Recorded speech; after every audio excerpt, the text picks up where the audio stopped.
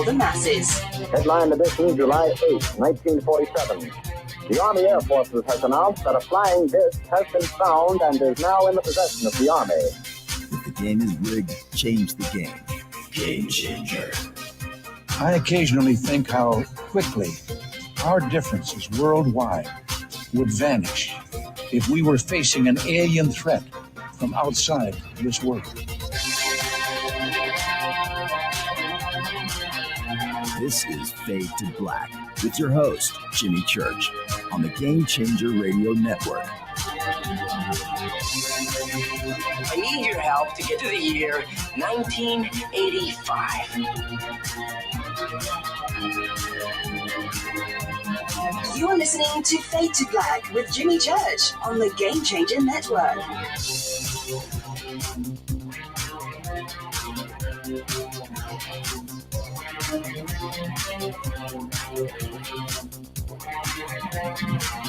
Good evening, Fade to Black.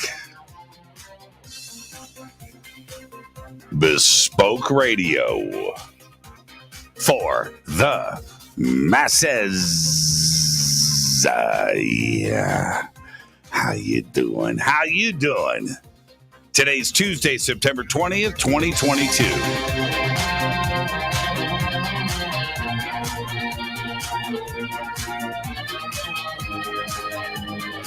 I would like to welcome everybody listening all around the world, all across the United States. Hither and thither, to and fro, back and forth, up and down, east and west, north and south, far and near. This is Fade to Black. For KJCR, the Game Changer, and UnX Networks, I'm your host, Jimmy Church. What is cracking, everybody? How you doing? Yeah, man. I just had... I hope you did too. I just had the most amazing day. I mean, and more on that in just a bit. Yeah, what a great week on the show. I'm adjusting stuff. You know what's weird? I have to have everything perfect, right? If you get outside of this little area, it looks a little disorganized because there's a lot of stuff going on in here. But in my immediate vicinity, I've got to have clean pad of paper, pen, guitar pick, phone, it's on a magnetic stand, flashlight, right? Just like everything in thunderstorm, everything just right in front, just and clean, and just right here, just right in front of me. I just have to have it right. It's just real fun. And if like this guitar pick is a half inch, it's out of place. It's got to be right there. It's those things, man. You got to have everything just right. And there you go. Okay, I'm all associated. I'm all cool. You always see me, and I right before as the music is cranking, and I'll back up, and I only back up just to make sure, that everything is just right. I do this so much, and it's my workspace, and I'm entitled to have it exactly the way I want it. All right. So now that we've got that out of the way, tonight, Cristina Gomez is with us. She's back. She hasn't been on the show for probably about a year. And you just let things get away from you sometimes because, I'm over on her show once a week. And sometimes you're too close to the fire. And you're like, man, Cristina Gomez. Right. And this week on the show, last night, Geraldine Orozco was with us. Amazing. Tonight, Cristina is with us. Amazing. Tomorrow night, producer, director, journalist, writer, Melissa Tittle is with us. And she's somebody else, again, too close to the fire sometimes. I've worked with Melissa for almost 10 years. I mean, it goes back a long ways. And we've done so many projects together. And it's just like too close to the fire sometimes, And so tomorrow night, for the first time, Melissa Tittle is with us. It is an amazing week on the show. And there you go. So enjoy. And then Thursday night is another Fader night with open lines all night long. All right.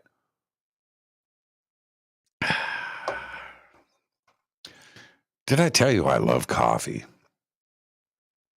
Let me mention this. I started this show to do a show that was interesting for me, right? I just wanted to do my own show where I got to talk about the things that interest me, and one of them is coffee, and I've always talked about it on the air. Man, I just love coffee, and then River Moon, Fadernauts listening to the show, and they own a coffee company, and the next thing you know, right, and that's because I just do the show for me. That's it. If you connect with anything, cool. If you don't, cool. The show is mine. It's my show. I just do and talk about the things that I'm interested in. And the goal from the very beginning was, let's do that. So many people, and it doesn't matter if it's sports or if it's politics or whatever they want to talk, or these subjects. They go and they do a show that they think other people are interested in, that it's going to be huge. You don't write a song to be I'm going to write a song that's going to be a hit song no, that's not how you do it. You write a song for you. And if people resonate with it, that's fine. But the song is, you don't paint for other people. You paint for yourself. And it goes with a show like this. You do the show for you. That's why you do the show. That's it. Your personality is you don't, man, I'm going to do this show that is going to enrage people. I'm going to do a show that's going to make people laugh. I'm going to do a show. No, you do something that if you want to do an angry, it's because you're angry. That's what you do. You don't do it for the masses. You do a comedy show because the comedy is funny for you. That's it. Or like this subject, you do the show that you want to do. That's it. And if you get it, you get it. If you don't, you don't. But I'm not concerned what people think. And anything out there, if you go back to something like, if you really think about this, Johnny Carson. Johnny Carson did a show that was Johnny Carson. He wasn't doing a show for the world. He was doing it, and that was his personality. And that's why it was great. Vincent van Gogh painted for himself. And that's what you do. You do for yourself. All right. I could do a whole show on this subject. Oh, man. Coming up, I will be hosting. I said all of that just because I took a sip of coffee, and that's what I do on the air, because that's what I do all day long. I drink coffee. I do the things that make me happy, like this. You don't like it? Not my problem. It's my show. I'll be hosting and emceeing the Conscious Life Expo, and that's going on February 10th through the 13th at the LAX Hilton. Tickets and information are down below. And what's great, consciouslifeexpo.com. Come on out, hang out with us, and say hello. And it's an amazing thing to do to come out and hang out with the community. And then right after that, April 7th through the 14th, 2023, I will be hosting and presenting the hidden secrets at the seminar at Sea Cruise with Scott Walter and Adam Apollo and Nick Pope and Brad Olson and Vivia Chavez. Tickets and info are down below, and you can see the whole setup there. Okay, all right. Get your free membership to the UnX Network, unxnetwork.com. Head over there. It's right there on the homepage. Just click. Everything is free. All of your benefits, everything that happens as a member of the UnX Network, it's all right there, unxnetwork.com. I was just talking about the Eden Pure. I keep everything right here, right in front of me. And this sits right in front of me, right here in the studio. I'm going to be talking in a bit about one of my latest projects, and this has a lot to do with it. The Eden Pure Thunderstorm kills viruses, kills germs. It is now the winter season. Your house is a sealed germ and virus machine. Sealed up, all of the scents and odors. Your windows are closed. It's sealed up. And your friends come over and they'll smell your house as it is because it's sealed.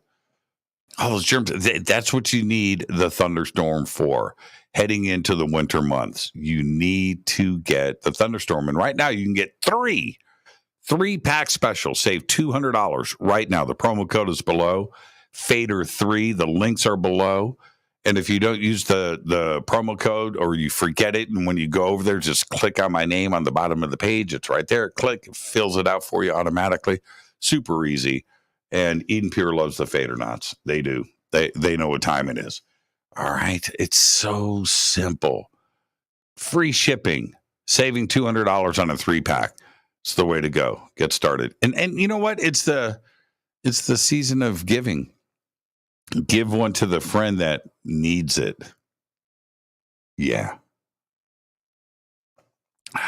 Follow me on Twitter at JChurchRadio. The Sandbox is hashtag F2B on Twitter. We don't bite.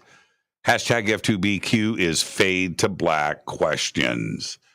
Breaking news. The United States Space Force is conducting a training exercise designed to train Guardians.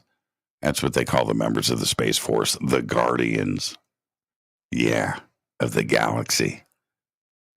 To teach Guardians and train them and how to conduct a live fire satellite jamming. It's insane. The training, known as Black Skies, is part of a new series of exercises designed to focus on specific skills. Following Black Skies, which is focused on satellite jamming, the service will conduct Red Skies to train in orbital warfare, followed by Blue Skies, which will focus on cyber warfare.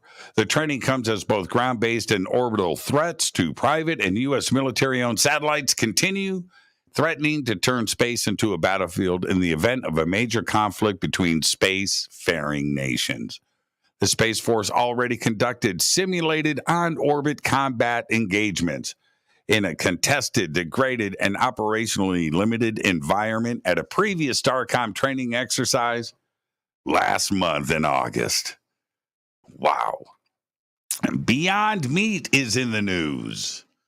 Remember Beyond Meat?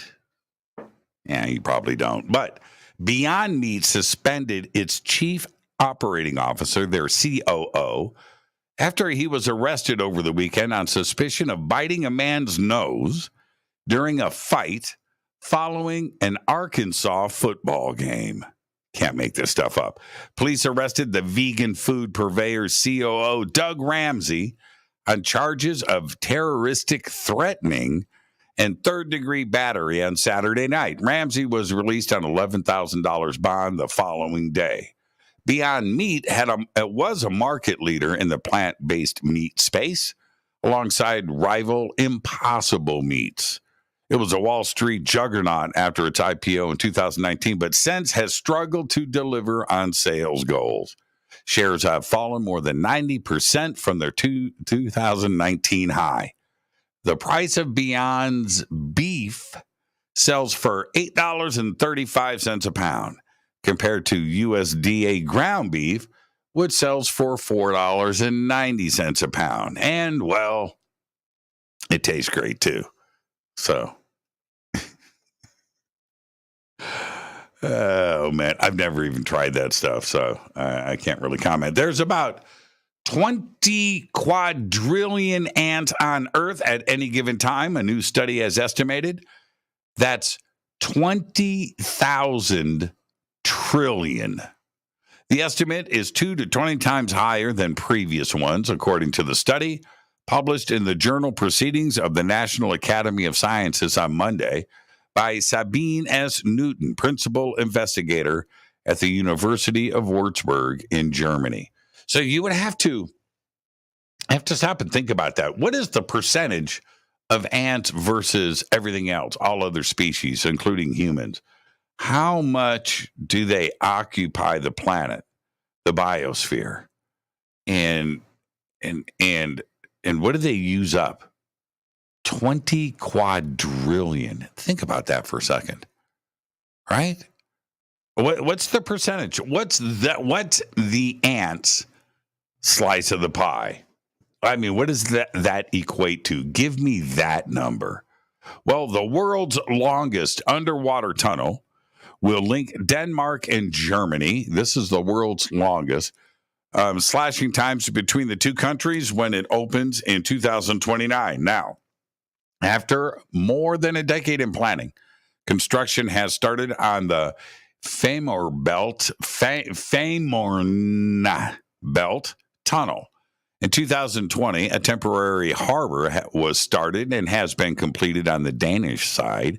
It will host the factory that will soon build the 89 massive concrete sections that will make up the tunnel. The tunnel, which will be 11.1 miles long, is one of Europe's largest infrastructure projects with a construction budget of over $7.1 billion. It's about 7 billion euros, I think. Let's get the show cracking on this day in history. 1963, President John F. Kennedy catches the world by surprise and proposes a joint mission to the moon with the United States and the Soviet Union. That's right. On this day in 1963. Fact or fact? All right, here you go. Sometimes I got to dig deep for the good stuff, and here it is. A lot of work goes into the fact or facts. Fact or fact? Alfred Hitchcock was an ovophobe.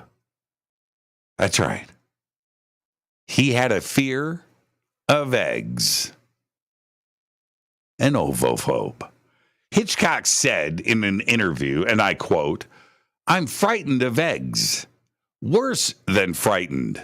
They revolt me. That white round thing without any holes. Revolting. And I've never tasted it." End quote. An ovophobe. That's. I thought that was somebody that had a fear of Jimmy Church. That's what I thought. You know, ovo, get it? Get it? Yeah. Tonight, Cristina Gomez is here. I'm going to be talking to Cristina tonight, and I've always wondered about this. Because I know what makes me tick. What's it like to go out and just discover the world? You know, what drives you? And we're going to do all of that tonight.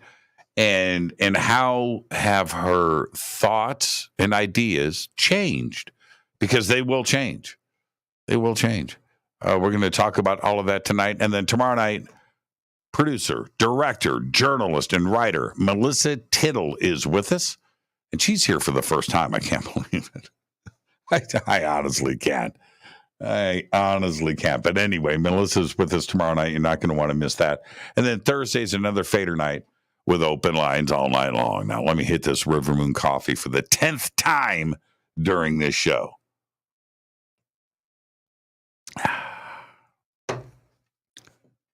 I like my coffee, Doc.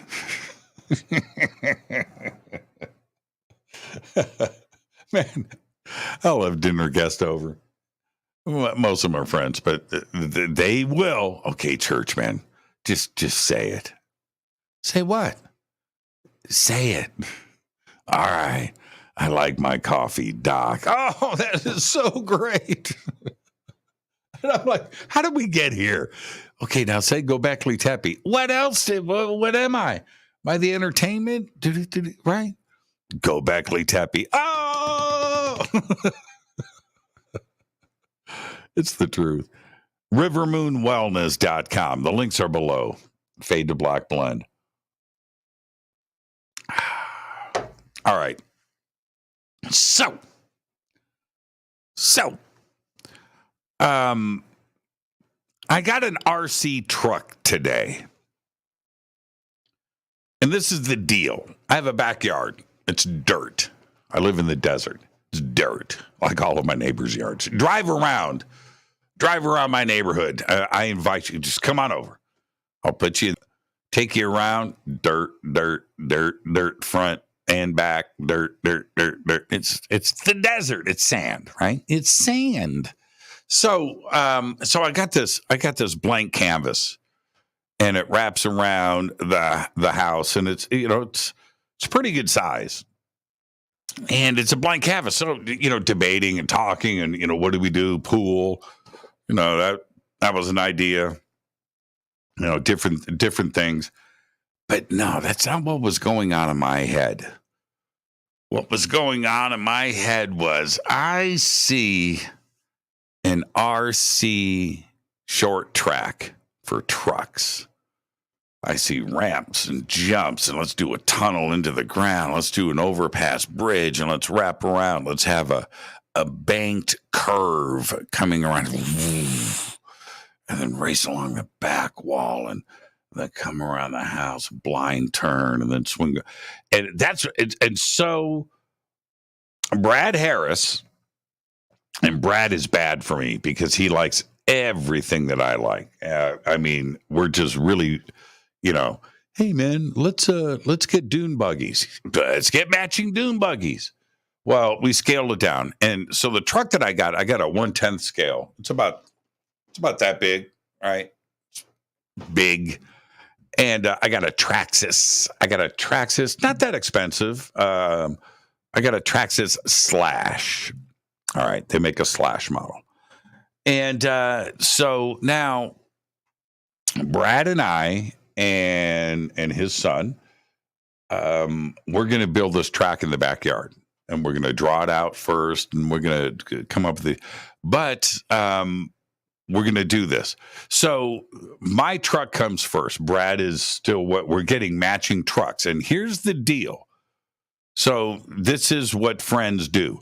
Do not modify your truck. Do not put on shocks. Do not put on carbon fiber parts. Don't put on lightweight this. Don't aluminum. No. Keep it stock. So we're all going to start off the first day with 3 identical trucks. Or there's going to be a fourth for a guest. So there's going to be 4 trucks. But anyway, bone stock. That's the challenge. Let's see who's got the goods, right? He's calling me Robbie Gordon. He's already smack talking. Don't like Robbie Gordon. So anyway, but here's the thing. So today I got the truck. I got the battery charger. I got the battery pack, and it's there. I'm like, I gotta race this thing, and so I gotta test it, right? And I'm supposed to be working, supposed to be writing. I'm supposed to be doing things. No. I was in the backyard racing the truck all day. And so anyway, and this is what, so I didn't do any writing. I didn't do this. I didn't return emails. I skipped phone calls. Phone calls were coming in. I'm sending them to voicemail. I'm just out to, so I come in after racing, And I'm like, man, that was pretty good. I didn't roll it. I didn't crash it. And I'm reading the instruction manual. I was in training mode. I'm running this thing at half speed. And I thought I was all that. Full throttle, right? Taking these turns. I was running at half speed. And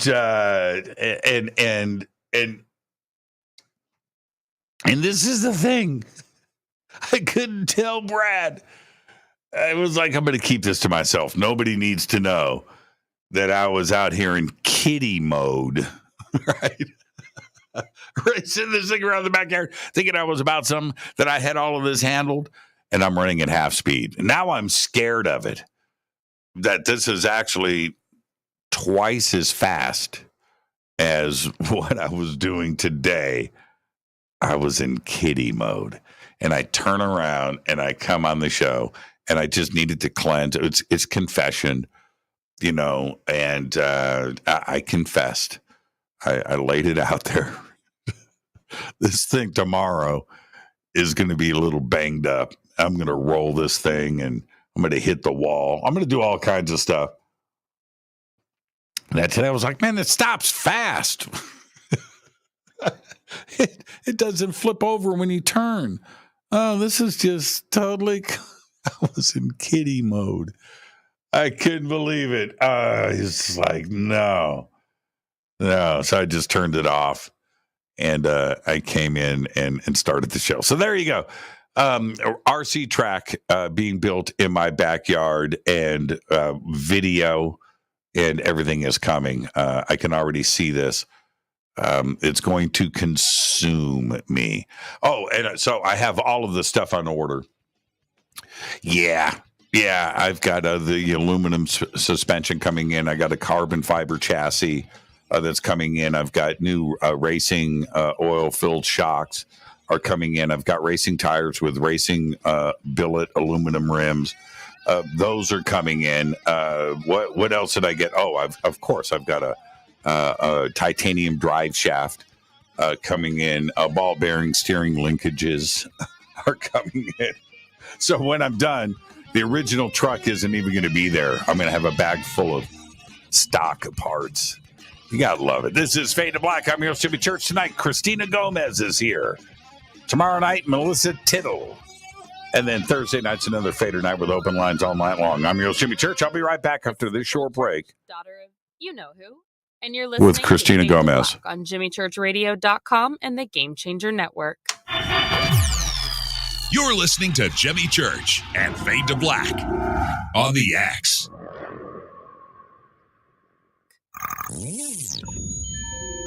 You're listening to Jimmy Church, Fade to Black. Fade to Black will now pause for alien identification. The station that talks the net. When you take the beans from Central America with dashes of Indonesian and African mixed in and then roast it to the dark side of Fade to Black, you create the ultimate brew of fringe. Introducing the Fade to Black blend from Rivermoon Coffee. Yes, Rivermoon's darkest customized roast was created for the love of Fade to Black. The alchemy of masterful roasting and smoking the beans is in every sip of this full-bodied, dark Java. I need my coffee dark, deep, with distinct bittersweet chocolate highlights, just like the bunker. Leaning further into the darkness of the roast is Fade to Black blend from Rivermoon Coffee. Just click on the banner at JimmyChurchRadio.com and use the promo code F2BBLEND for 15% off of your order today. This is the only way forward. This is Fade to Black. Make contact. This is Jimmy Church of Fade to Black, and you can get our podcast for just $2 per month. All you have to do is click on the podcast banner over at JimmyChurchRadio.com. Hello, Fadernauts. Jimmy Church here. You've seen me with my thunderstorm. Now you can purify the air in your home and get healthy, clean, fresh-smelling air and eliminate odors just like I do right here in the bunker. The Eden Pure Thunderstorm uses oxy technology that naturally sends out O3 molecules into the air, which seek out odors and air pollutants in your home and destroys them. It's called a thunderstorm because it purifies the air just like after a thunderstorm. And right now, you can save $200 on an Eden Pure Thunderstorm 3-pack for whole home protection. With this special offer, you're getting 3 units for under $200. Seriously. Go to EdenPureDeals.com and use Fader3. Shipping is free and it's easy. Just scroll down. You'll see my name right there, Jimmy Church. Click on it and get your deal today. That's EdenPureDeals.com. Do you have an interest in the paranormal? Then you'll love the UnXNetwork.com. The X is your streaming audio and video for everything supernatural, strange, and mysterious, like UFOs, Bigfoot, ghosts, and so much more. From hosts like Jimmy Church, Whitley Strieber, Micah Hanks, and Cristina Gomez. Visit the UnXNetwork.com show page for a complete list of all the paranormal programs you'll find on the X. Be sure to follow us on Twitter for updates at KUNXDB. Follow our Facebook group, UnX Network. Find the podcast on Spotify, iHeart, Audible, and Apple Podcast. It's time. It's new. It's the X. 9 out of 10 geneticists agree. Fade to Black is not your father's radio show on the Game Changer Radio Network.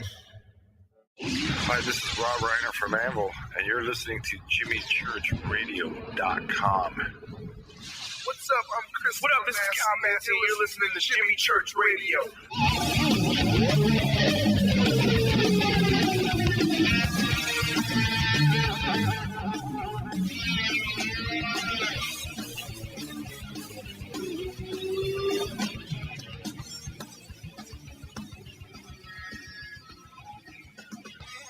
Welcome back, Fade to Black. I am your host, Jimmy Church. What an amazing week on Fade to Black, and did you hear that? What is going on in here, man? My audio tracks are jumping around. That's a separate computer. That's a rack mount computer. Sits over there. I got this giant remote. This color remote, I would almost show it to you. It's wired in, and so here it is. Here, let me just show you guys. This is, pull the cable out. That's the remote that I use, and let me pull this down. I've got to get Cristina in here, okay? But so here's the remote control, right? It's a big fancy this, and this sits here. And you saw those buttons there, and that fires off my audio. Right? It's pretty high tech. It's pretty cool, right? And that's it. I hit that, and everything runs automatically. What was that? I've never. Oh man, what are you gonna do? What are you gonna do? And I've got Cristina texting me during the break. I've got problems. I'm like, what? Tech issues. And I'm like, man, I don't even know what you're talking about, Cristina. I've got problems of my own. Tonight, Cristina joins us. We're going to be talking about her life of discovering our world. She is a video content creator. She's a podcaster who brings a young and fresh perspective to the UFO and paranormal research fields. She has produced and presented over 140 shows for her YouTube channel and her podcast platform while attending school. That's right. She's in university. She's a full-time student pursuing a BA degree in business and communication. In October of 2021, Cristina was picked up by KUNX Talk Radio and the UnX Network for her weekly show there. She also presents 2 other weekly shows, Mysteries with a History, co-hosted by me, And she calls me a co-host. I'm there just to assist, but I dig the co-host thing. And more recently, she's got a show out now called The Strange Paradigms, which focuses on covering recent news items related to the strange, the mysterious, and the paranormal. She has appeared on many talk shows and podcasts, the Paranormal Podcast with Jim Harrell, the Martin Willis Show, the Micah Hanks Show, many others. All of her websites and links and everything that she does is below, and we've got it up in social media. And I would like to welcome back to Fade to Black. It's been too long, Cristina Gomez. Cristina, what's cracking? Cheers, my friend. You know, when I came on today's show, I had to make Fade to Black coffee. I had to. So I went ahead and made some. Good stuff. It is good stuff. It is good stuff. And let's talk about coffee for a second. I would assume that your family, they're all coffee drinkers. Did you grow up with coffee in the house? Oh, without a doubt. I started drinking it when I was like 5. Exactly. Me too. Right. Okay. So you know what coffee tastes like, right? Exactly. And you know what good coffee tastes like? You know what bad coffee tastes like, right? You know, because you've been drinking it your whole life. And then you experience Fade to Black blend. Is it all changer? It is. It's amazing coffee, man. It is just, people don't know, you know, I feel so bad for them that they don't get to do this.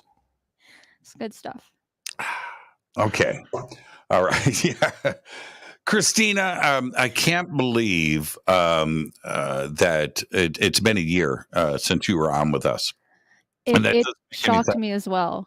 Yeah. And I apologize for that because, we are doing your show every single week and we're all busy and things. And that's not an excuse, but it's that, sometimes you're just too close to the fire, right? And you know what it's like to do multiple shows in a week. I do Fade to Black 4 nights, and the other stuff that I'm doing, you do the equivalent of that. You are constantly in production, and I think that there is some smoke and mirrors going on here. You say that you're a full-time student. And to be a full-time student, that's a full-time gig. And then to squeeze all of this other stuff in because your production is amazing. You understand the technical side of things, and that's editing and graphics and motion graphics. And you're really good at that. In fact, you're great at that. And then you've got to do the research and you've got to do the content. And I know how focused you are. How do you find the time? Do you do anything else in life? Do you do anything? Well, I also work a full-time weekend with a regular job as well. So I just don't sleep. So I just make sure to put on extra concealer to cover the dark circles around my eyes. It's amazing what makeup can do. It can turn you into looking like Johnny Depp if you wanted to. But that is my secret. I just don't sleep, drink a lot of coffee, and make sure just to put on decent amount of makeup. Yeah, that makes a lot of sense. I don't do the makeup thing, but I certainly don't do. I should. I don't do the sleep thing. It's a weird concept that people have. Yeah, sleeping 8 hours. Yeah. It's a bit crazy, don't you think? Yeah, there was a point in my life, Cristina, where I was sleeping way too much, and I thought that was the way life worked.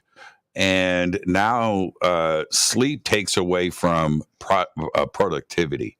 That's the only. It's weird to me. Now there's so many things going on, and here's why I've got you on the show today. With all of that you're doing, everything that I'm doing, you've got breaking news. You've got these ginormous stories.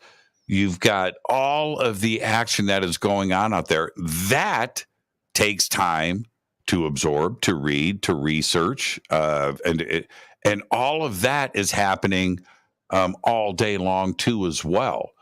How do you squeeze all of that in addition to I'm assuming you've got homework once in a while and Every day.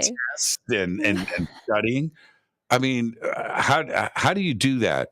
Take me through the day. Do you have time set aside for research and for reading and books, both from school and the research that you're doing? It just doesn't seem like there's enough time to get it all done. Well, I wake up with a laptop in my bed. But I have a great network of friends that keep me informed on social media. So that has been really fantastic as well. But I think the biggest thing is just having a schedule, like really just having a schedule, slotting things down, and being organized with my days. I wake up very early, I go to bed pretty late. I'm very, very disciplined when it comes to being productive. And I think that with that interest that I have and the curiosity I have with the topic and being mindful with my time, that is what has made me so productive. For me, mindfulness is key. The most important thing to get all the things that I get done in a day, and also still having time to eat, very specifically eating ramen. Yeah, we know about your ramen thing, and it makes the world go around. Okay. So now let's back up. I want to talk about you for a second. You have changed over the last year, and you used to tell me, Jimmy, I don't want to talk about my opinions. Right. And I said, well, Cristina, actually, people want to know, when you're interviewing somebody, that's different. You don't want to necessarily interject your opinion unless it's completely relevant to the conversation. That's journalism 101. That's television host 101. But if it flips around and your guest asks you your opinion, specifically me, if somebody asks you your opinion, your answer can't be, my opinion doesn't matter. But that used to be your thing, right? That's not the case now. Now I can't stop you from giving your opinion. Why the change? I think it's not necessarily giving my opinion. It's just talking about the information that's present. But one thing that I insist upon is that I keep my radio show and my YouTube shows free of bias, free of narratives. I'm not in this to tell people what to think or how to view things. I'm not in this to rip people or to be demeaning or critical of others or their research mission or experiences. There are already enough channels out there dedicated to telling people how they should think and just generally being negative. So, humility and keeping positive for me is so important. I'm just someone who's asking questions that interest me, that means something to my curiosity. So I'm not in this journey with any hidden agendas. I'm very upfront with the concept of letting my viewers and listeners make their own minds up. But I do promote the idea of asking questions, of digging deeper, of everyone being a researcher or an enthusiast with their own validation and value to contribute to the overall body of research, whether it's about UFOs or mysterious places or the paranormal. So I keep my opinion out of it, and that kind of includes on social media. So if anything, it sums me up. I'm just a college kid with a lot of questions and enthusiasm, and I respect my peers and my elders, and I love to listen and learn on all aspects of these mysteries. And what I've learned doing extensive research for the last 2 years is that the paranormal, the UFO phenomenon and everything that's somewhat mysterious seem to be interlinked. And I ask this question a lot to my guests on shifting the paradigm. Is there a convergence between all of these things? So I think that the title for today's show should have been Discovering It's a Strange World, because that's my go-to answer when I get asked what I think is going on. So really, I get astonished on a daily basis with news reports and unusual research that I encounter. And the more I learn, the more I think I know. But the honest truth is that I conclude that I know nothing. Or Mhm. let me rephrase that with Aristotle's famous quote: to know all is to know nothing. And Right. that quote has really struck a chord in me since doing extensive research. It just becomes more and more true as the years have progressed. But you believe in ghosts. You do, right? You do. Is that one of the things? Are you trying to? This is the objective side of things, but I can see your interest in that side of the paranormal, right? And things like Skinwalker Ranch and the indigenous cultures across the United States and around the world. When they talk about you go right there.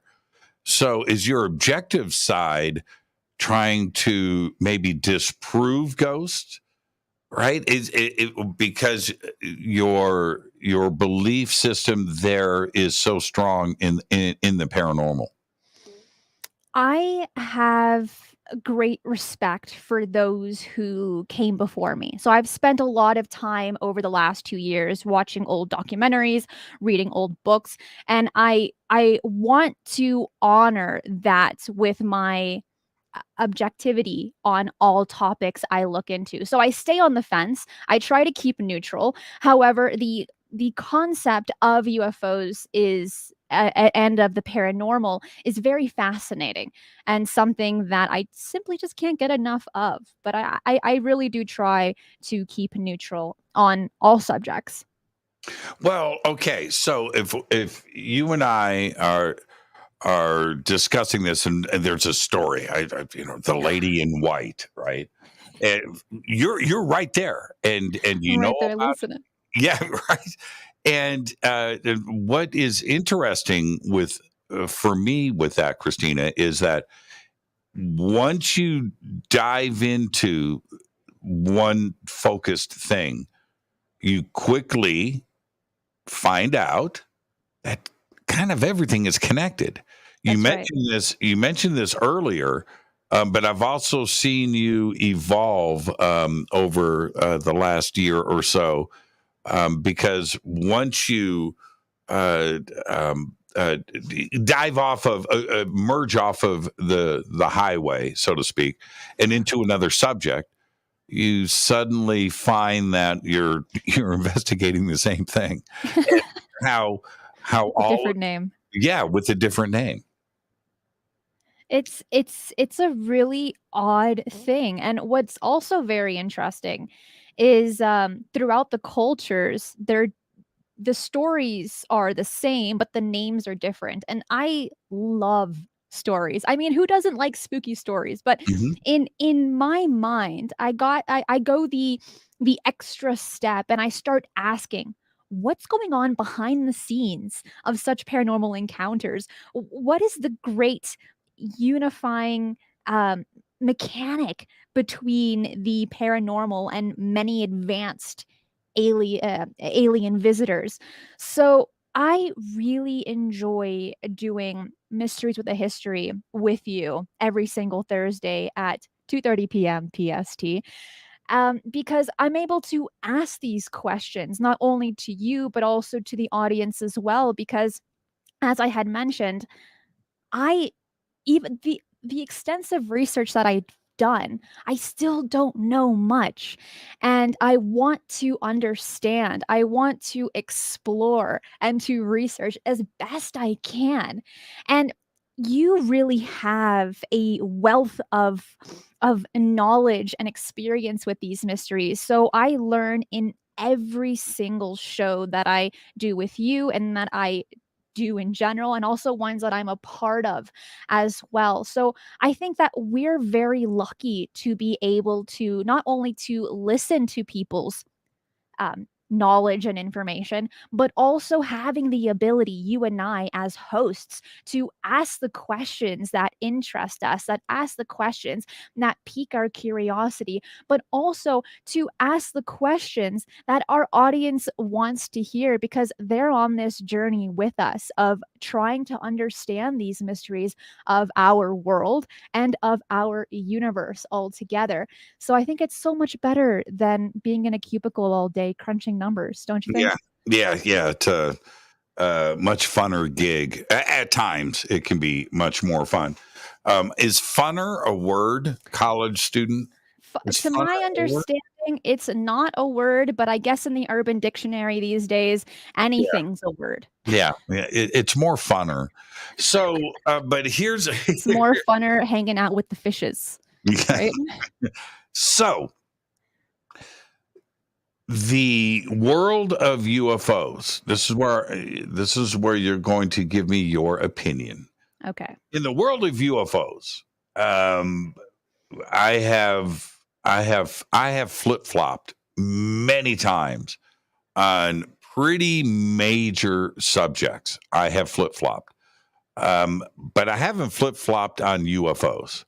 I firmly believe as fact that we are being visited and have been visited for the life of the planet.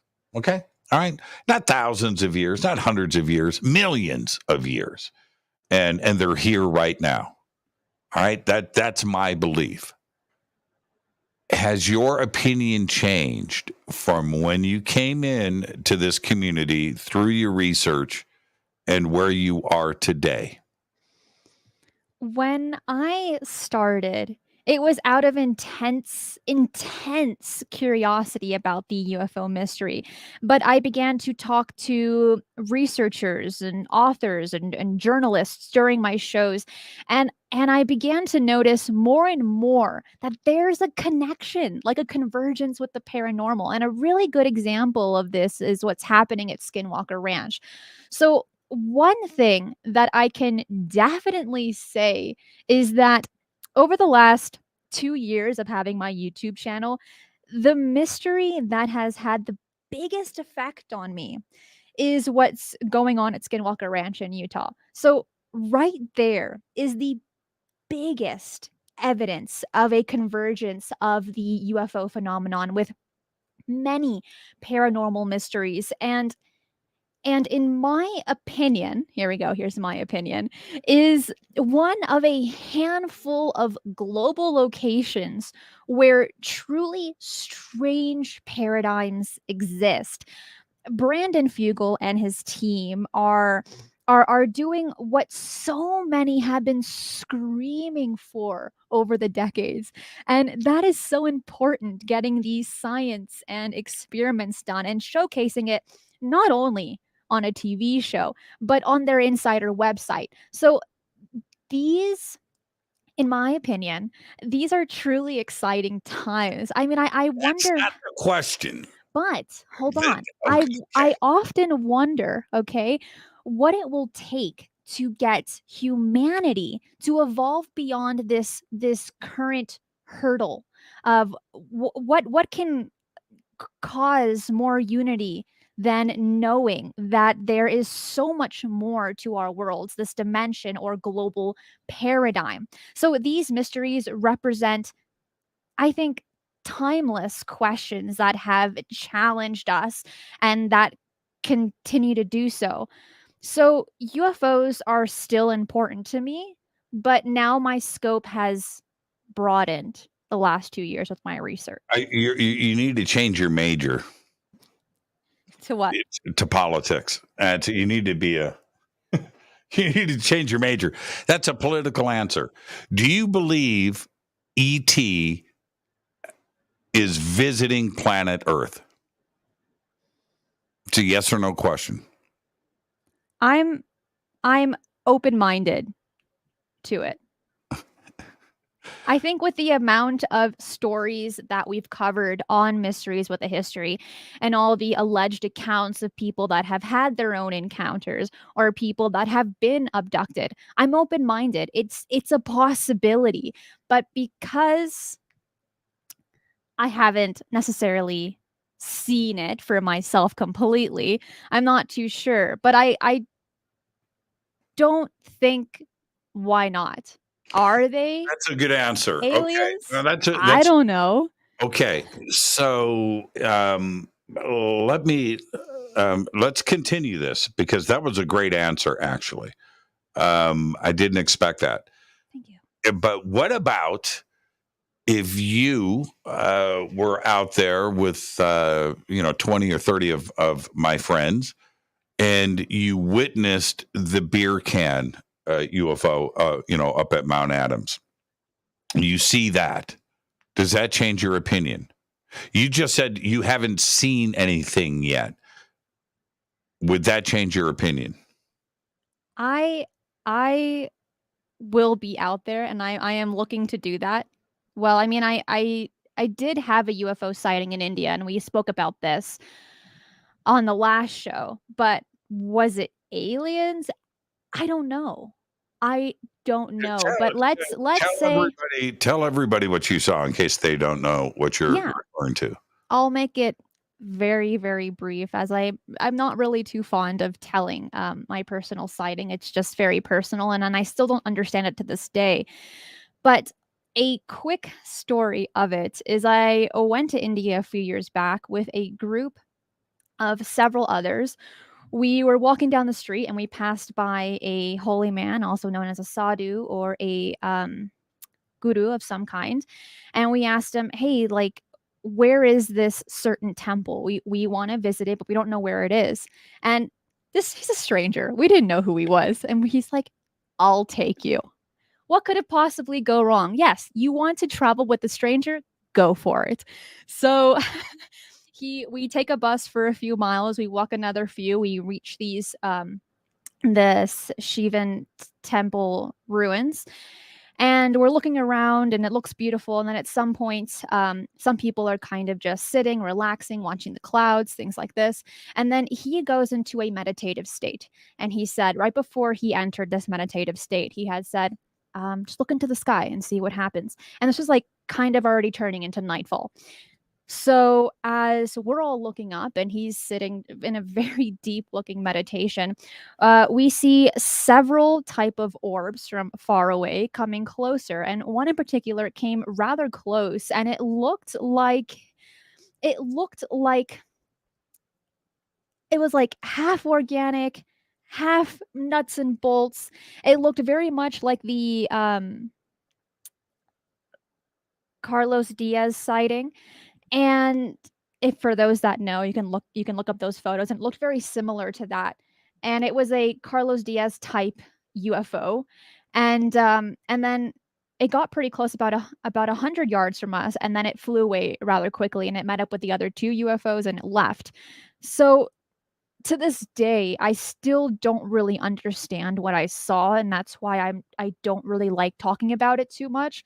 But that is kind of a brief story of my sighting. But I don't know if it was aliens, and I don't know if it was secret military tech either, or even interdimensionals. But with doing my research, I am asking those questions that I wasn't asking before when I had that sighting a few years ago, before I got heavily involved in the subject. And I think that now, if I were to have a sighting, it would be a different event, a different dynamic altogether, because then I would start asking the questions.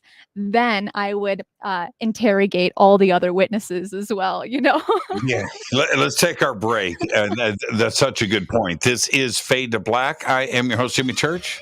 Tonight, Cristina Gomez is here. That's right. Out there discovering the world. I'm your host, Jimmy Church. More with Cristina after this short break. This is Fade to Black. Stay with us.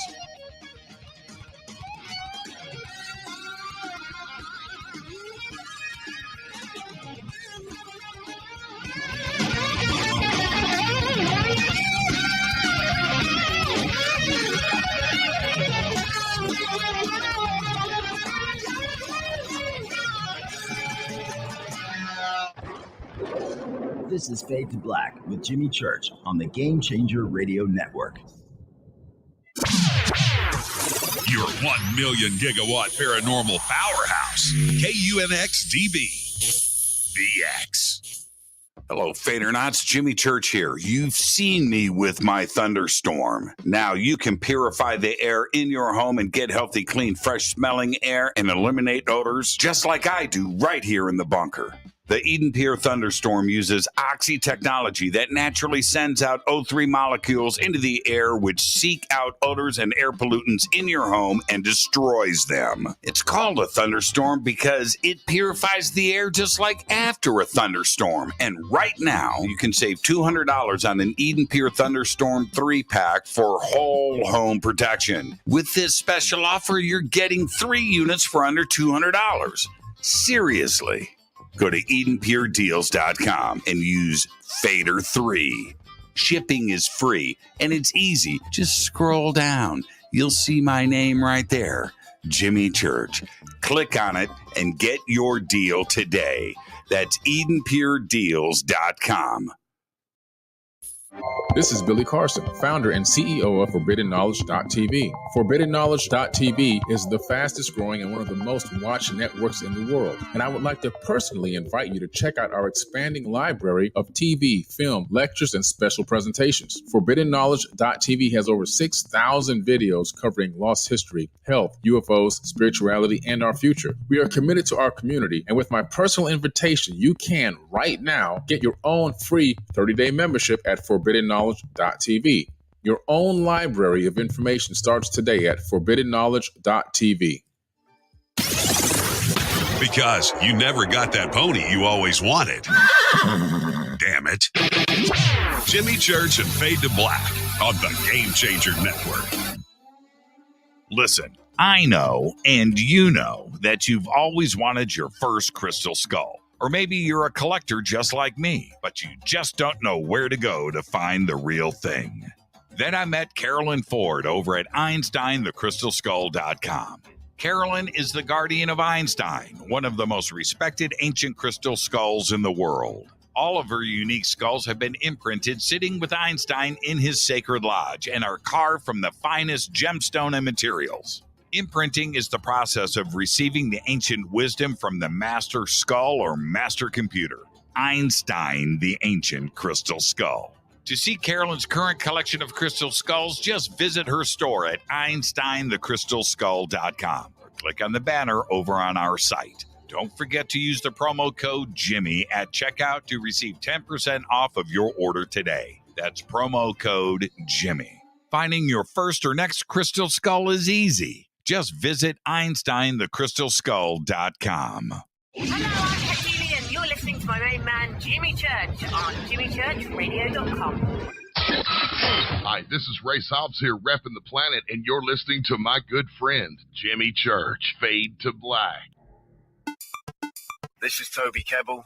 You're listening to JimmyChurchRadio.com. Don't hurt me, Jimmy.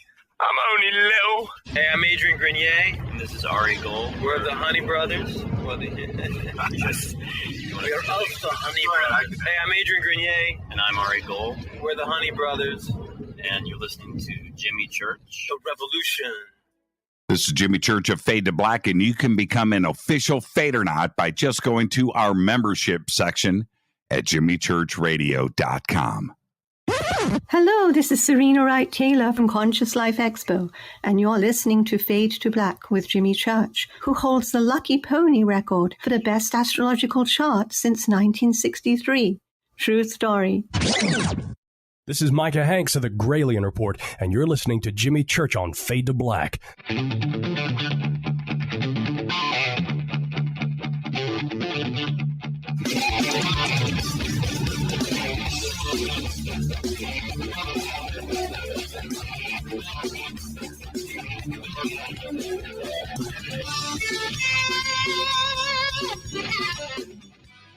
Welcome back. Fade to Black. I'm your host, Jimmy Church. Tonight, Cristina Gomez is with us. Tomorrow night, Melissa Tittle is here. Thursday night is Fader night with open lines all night long. I was watching, Renee shoots me an email, and she's the best, and I know she's listening right now. It shoots me an email, a whole long list of emails that were very similar. Amazing Women Week. This is fantastic, Jimmy. And I was like, no, it's just amazing people. No, it's just Amazing People Week here on Fade to Black. Tonight, Cristina Gomez is with us. Last night, Geraldine Orozco. Just an amazing week, amazing people. So, Cristina, I'm going to go back to this India UFO sighting, if I may. And the question is this, though. I've seen you sitting in a helicopter, right? You know what a helicopter is. You know what an airplane is. You know what a rocket is. And what you saw over India wasn't any of those things.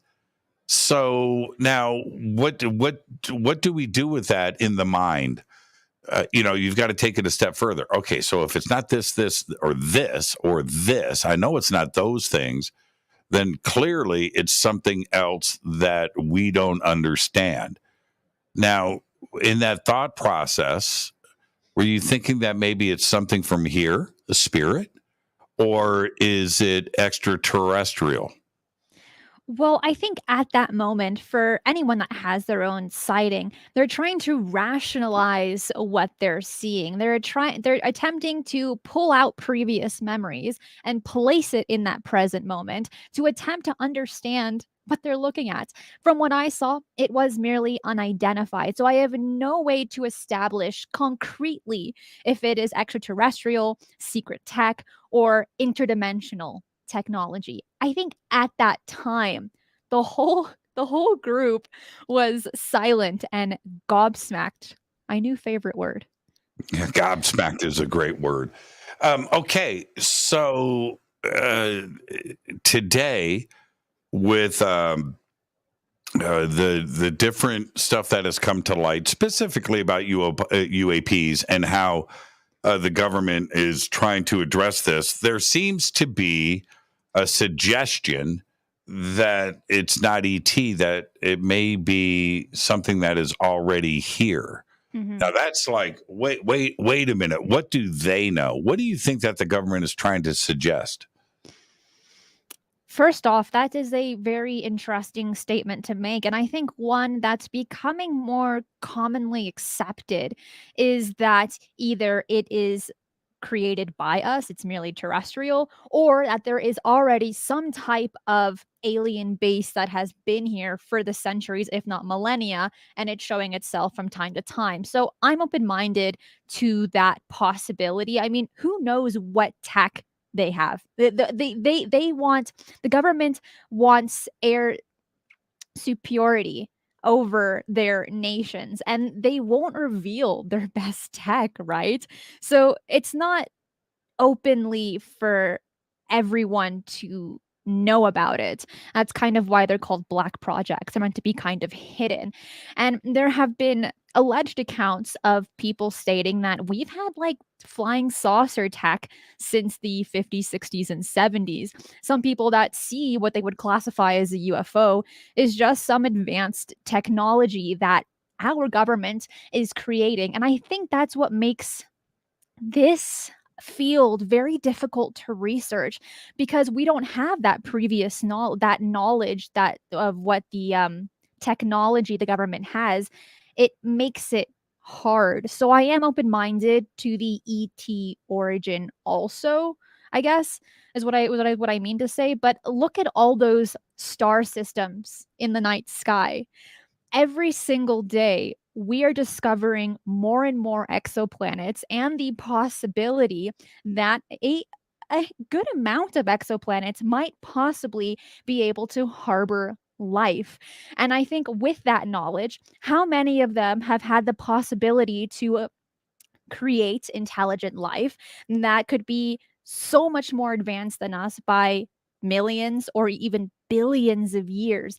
Therefore, they're able to create incredibly advanced technology where they're able to travel the star system, the universe. So who knows? And I really like musing about that and allowing my imagination to run on these questions, because nobody, and I mean nobody, has the answers to these questions. But it is something worth considering, and hopefully in the future, maybe even the near future, we will get those answers where it can be proven not merely from anecdotal accounts, but with science. And I think science, I am so grateful that science is jumping on this bandwagon with looking for extraterrestrial life, because science is just facts, it's just numbers. And as the famous quote goes, facts don't care about your feelings. They don't care about your opinions. They just they just have the information. So I think that truly in 2022, we're living in very exciting times when it comes to the advancements of science, of space exploring technology, but very specifically for the UFO phenomenon. What do you encounter in school with the teachers, professors that are dealing, with these subjects? Do you raise your hand? Do you ask questions? Is this a subject now that is more open in on a campus? So college. First, I want to say something pretty important. Being in college, I get exposed to a lot of sadness and depression among my peers, and that's it's a big issue affecting students today. And I think just young people in general. It's not something that gets enough coverage in the media. There are young people who basically graduated during the lockdown, which was followed by the threat of global war and then a big recession. And I tell you, I know people who have attempted to take their own lives out of fear and depression. So our society is facing challenges now that it hasn't before. And you only have to switch on the news for a few moments and you see it everywhere on every channel. So I've had the chance to talk to some people my age who are depressed and these mysterious topics. And it will go two ways. One, they'll be like, whoa, you mean this stuff is like for real happening? And this kind of suddenly start thinking outside of the box, or they just outright refuse to consider these things. But I'm happy to say that 9 out of 10 young people I speak to actually get motivated to find out more, and it changes their worldview in subtle ways, but enough for them to shake off their depression. It's truly amazing, these topics that we cover, Jimmy. And your teachers, Right. do they talk about when My teachers, my professors don't really like me. I'll just put it like that. I ask a little too many questions. What? And when you question them, right, they're not for it. My professors are very closed off, the majority of them, on these topics. And how so? Because when you are a professor, you have all the answers in the subject that they cover.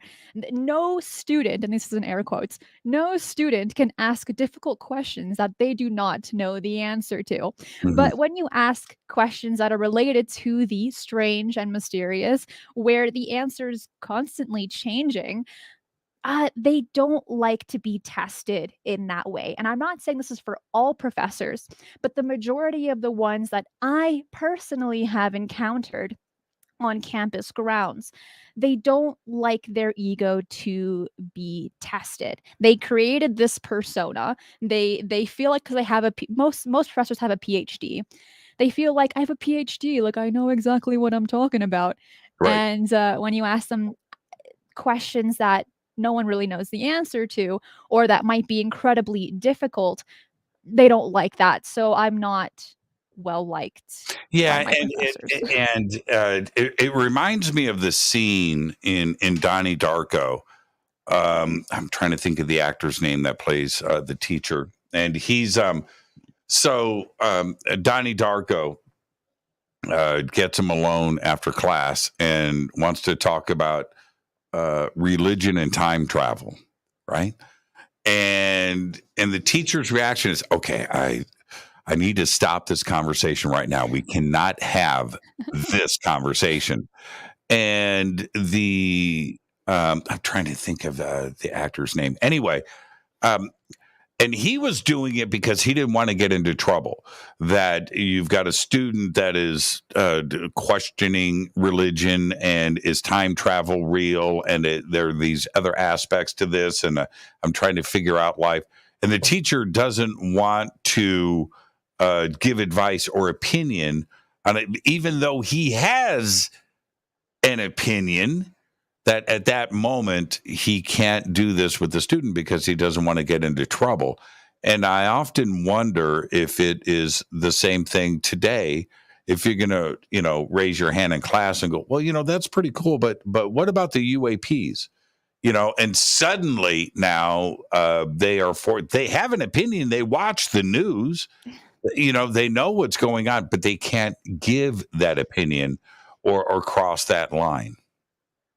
It's unfortunate, but it is true, and it hasn't really changed that much. So they are there to do a job, and that is to teach from their knowledge pool. They don't go off topic.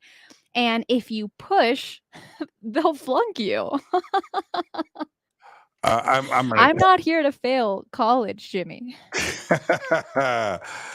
When do you graduate? Next year. IMDb. Okay. I'm going to pull this up right now.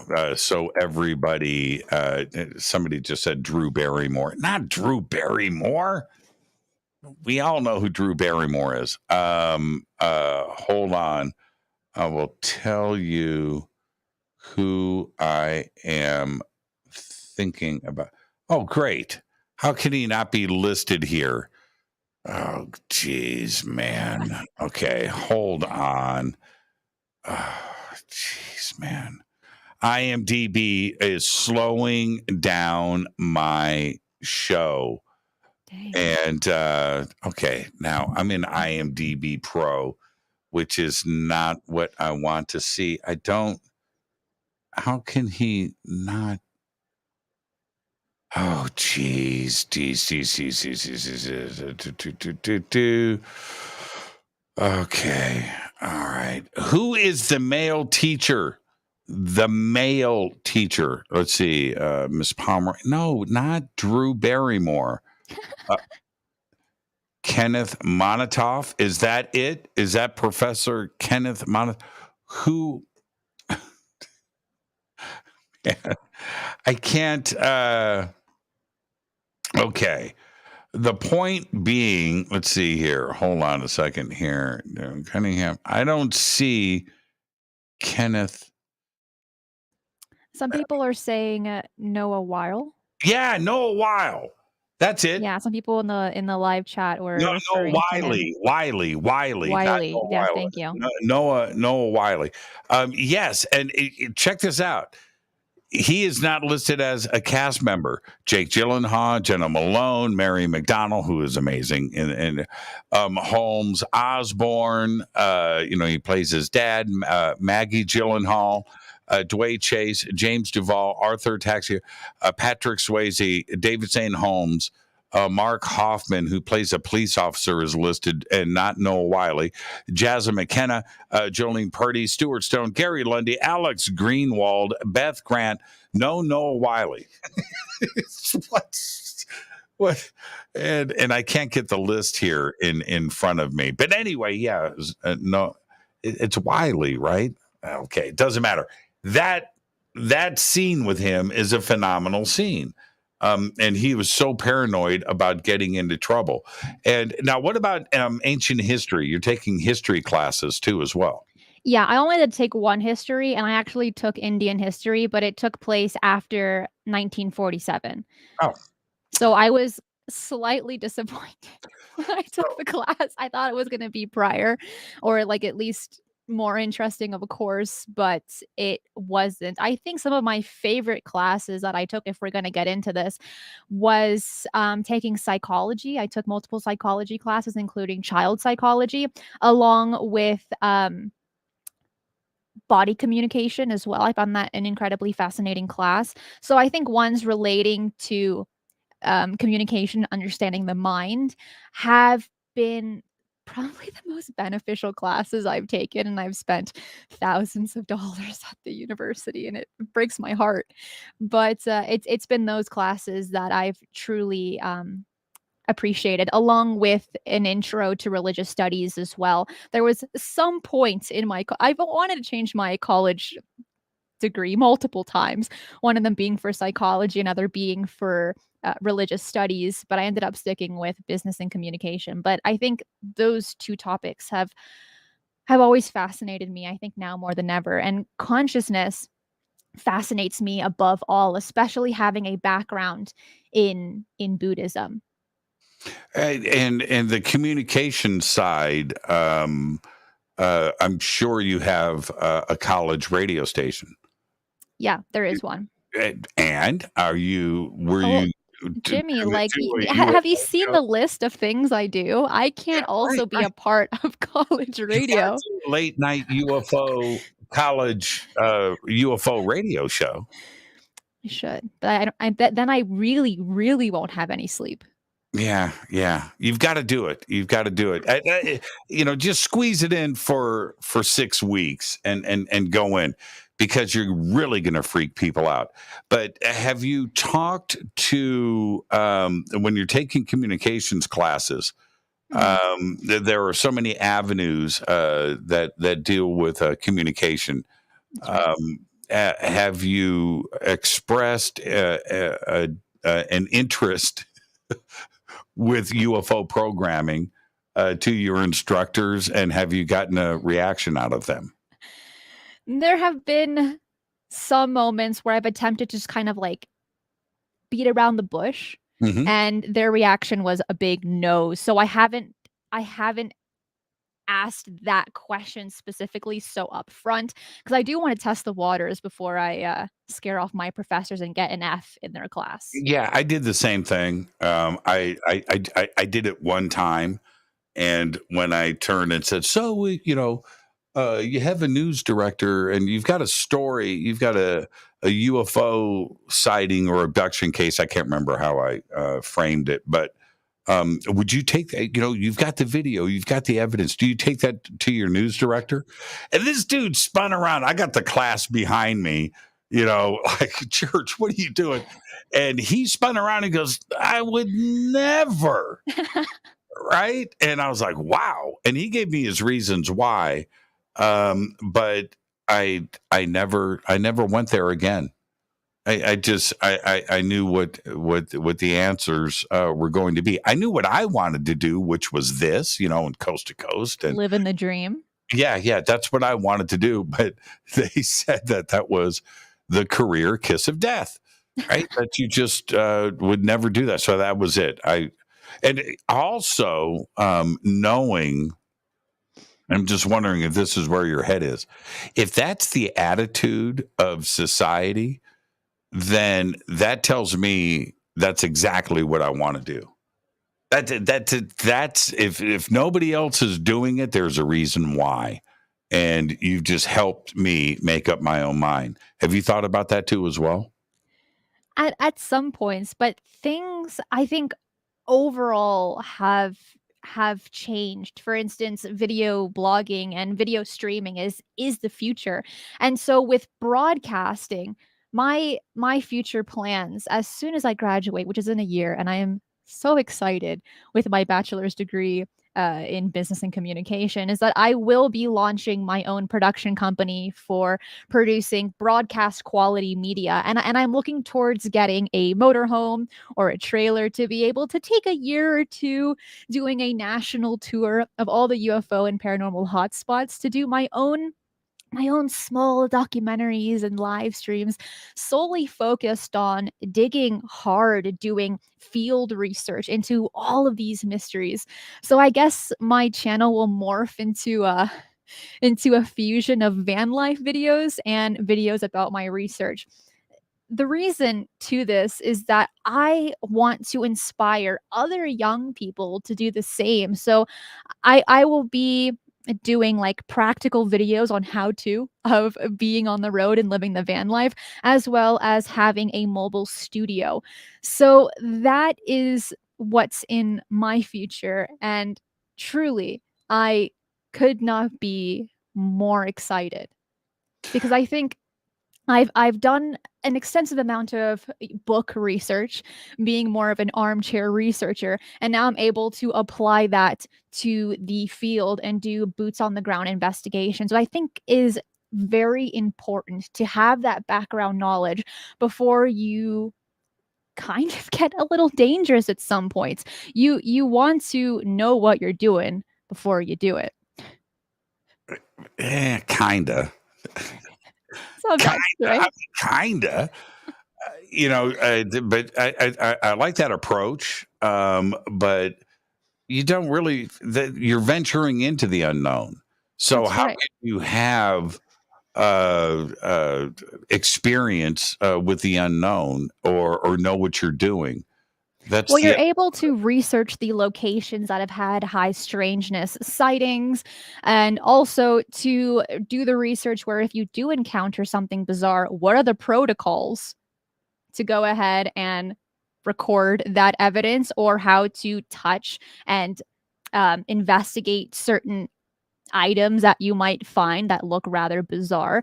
So having that knowledge is very important for when you do boots on the ground investigations, instead of going in blind where you're like, oh, this is radiation, let me go ahead and touch it. Right? It's a bit dangerous. Yeah. Like Dragon.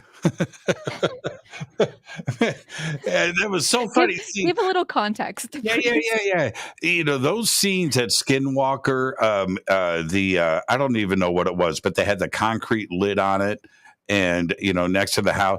And I'm like, what do you leave it closed? What are you doing? No, let's open it up. Let me stick my head in there. No. Let's take our break right here. This is Fade to Black. I am your host, Jimmy Church. Our guest tonight, Cristina Gomez.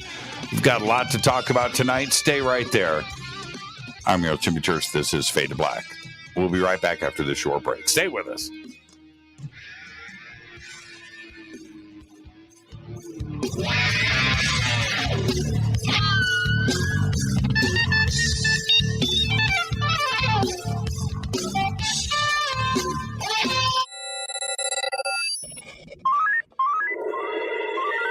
Way out here, we listen to Jimmy Church.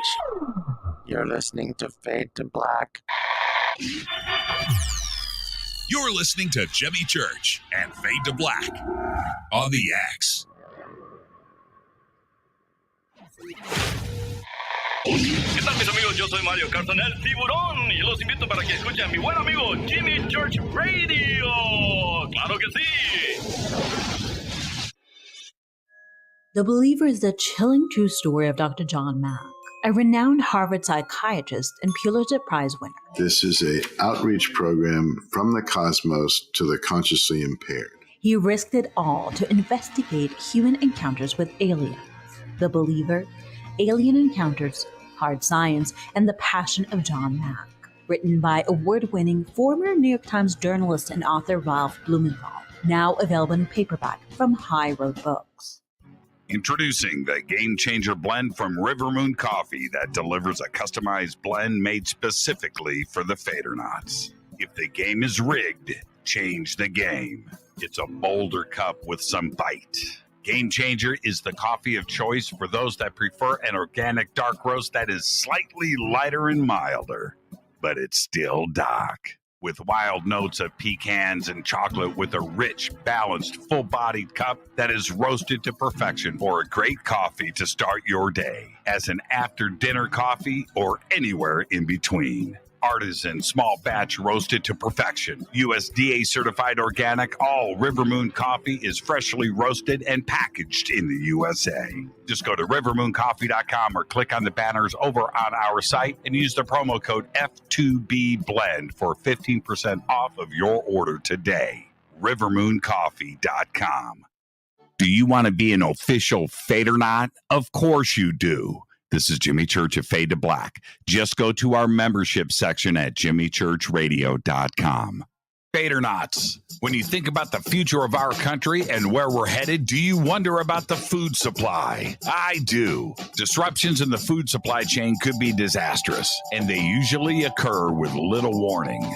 That's why the smartest thing you can do today is to stockpile emergency food, water, and other essentials. I personally recommend My Patriot Supply. They're the nation's largest emergency preparedness company, serving millions of customers for more than a decade. In fact, they're the only source my family trusts for our preparedness plan. You should too. Right now, save 20% off a full 4-week supply of delicious meals that provide 2,000 calories a day. Saving 20% helps too, doesn't it? Especially now. So go to preparewithjimmy.com and get ready.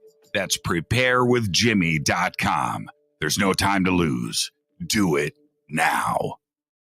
So, you love talk radio? Then you'll love TalkStreamLive.com. TalkStream Live is always on, 24/7 with the best streaming talk shows. Find your favorite talkers and discover some new ones. It's free, readily available online or on mobile with any smartphone or tablet. Finding your favorite talk shows all in one place has gotten a whole lot easier. Just go to TalkStreamLive.com. Be sure to download the free apps from Google Play or the iTunes App Store.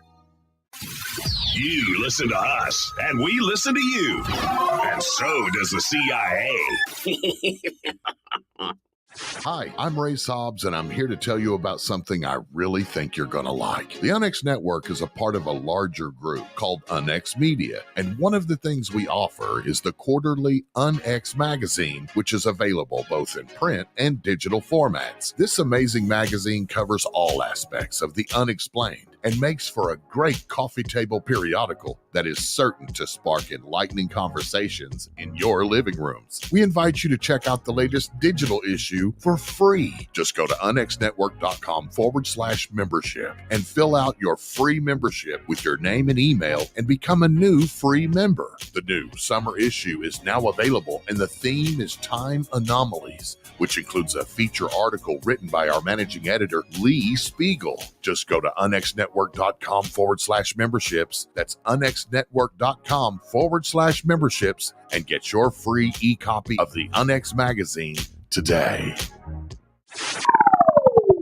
You are listening to Fade to Black with Jimmy Church on the Game Changer Network. Oi, oi, I'm Reese Evans. You're listening to Jimmy Church. This is Revolution. The revolution will not be televised. The revolution is on radio. Ciao.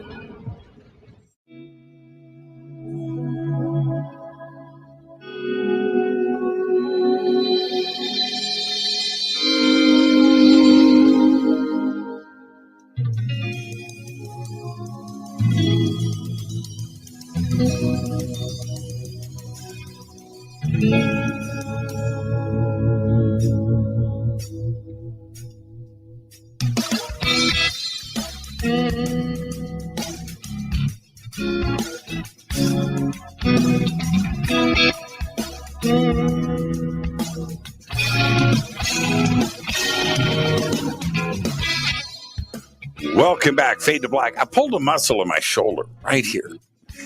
Been bothering me all day. Had to drive today. I was like, oh, ow, ooh, ooh, ooh, ooh.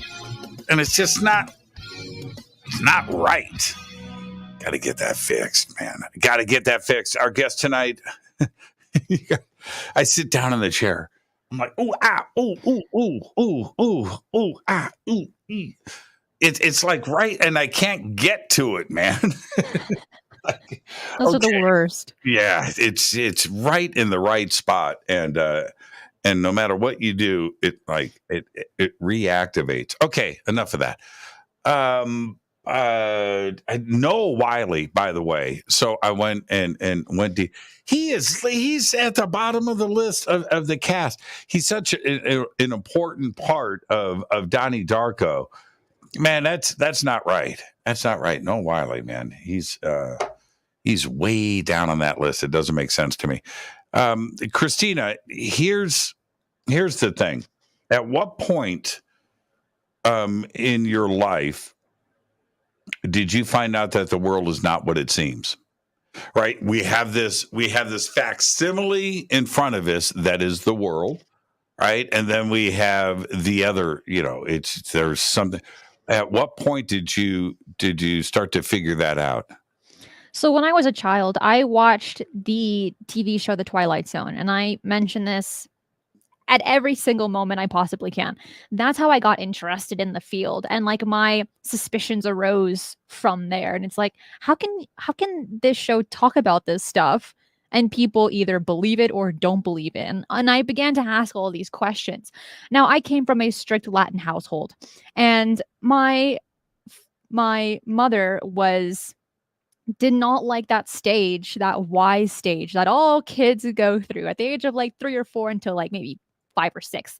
Like, why is the grass green? Why do dogs bark? So on and so forth. But my questions were a little bit more in depth as a child. And she was like, no, like, don't even ask me these questions. My dad, on the other hand, was the one that really got me interested in the Twilight Zone. And every single New Year's on the Sci-Fi Channel, we would binge watch, or at least attempt to, for 48 hours, watch all of the episodes of the Twilight Zone, eating popcorn, pizza, milk duds, all of the junk food. It's only like once a year we were able to do this. And it was because of that show that really began to pique my interest. And I think in modern times-ish, I mean, that show was in the late 50s, early 60s. I think because of television in general, it has opened doors that maybe some people, the public, didn't expect, in the sense of, I'll be honest with you, with a lot of cartoons I watch or a lot of TV shows I've watched, they've brought up some very interesting facts or stories that I've never heard of in school. It's only those TV shows and very specific episodes that bring it up. For example, on one episode we did for Mysteries with a History, we talked about Krakatoa. And the first time I had heard that was in an episode of SpongeBob, where Squidward he dressed up as Krakatoa.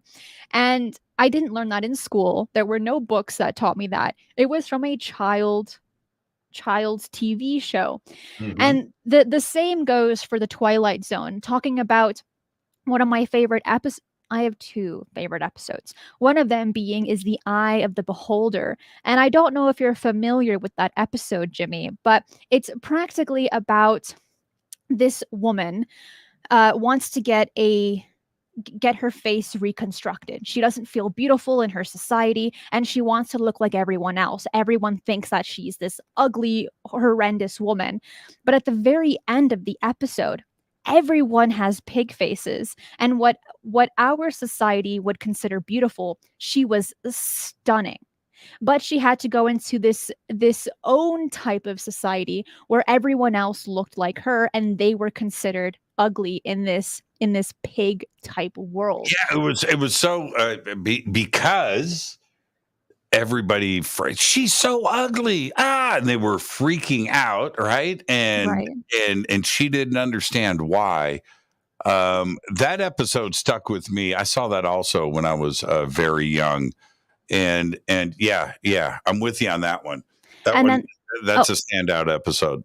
That one is probably my favorite. And then the next one that I love, it's also incredibly famous, is How to Serve Man.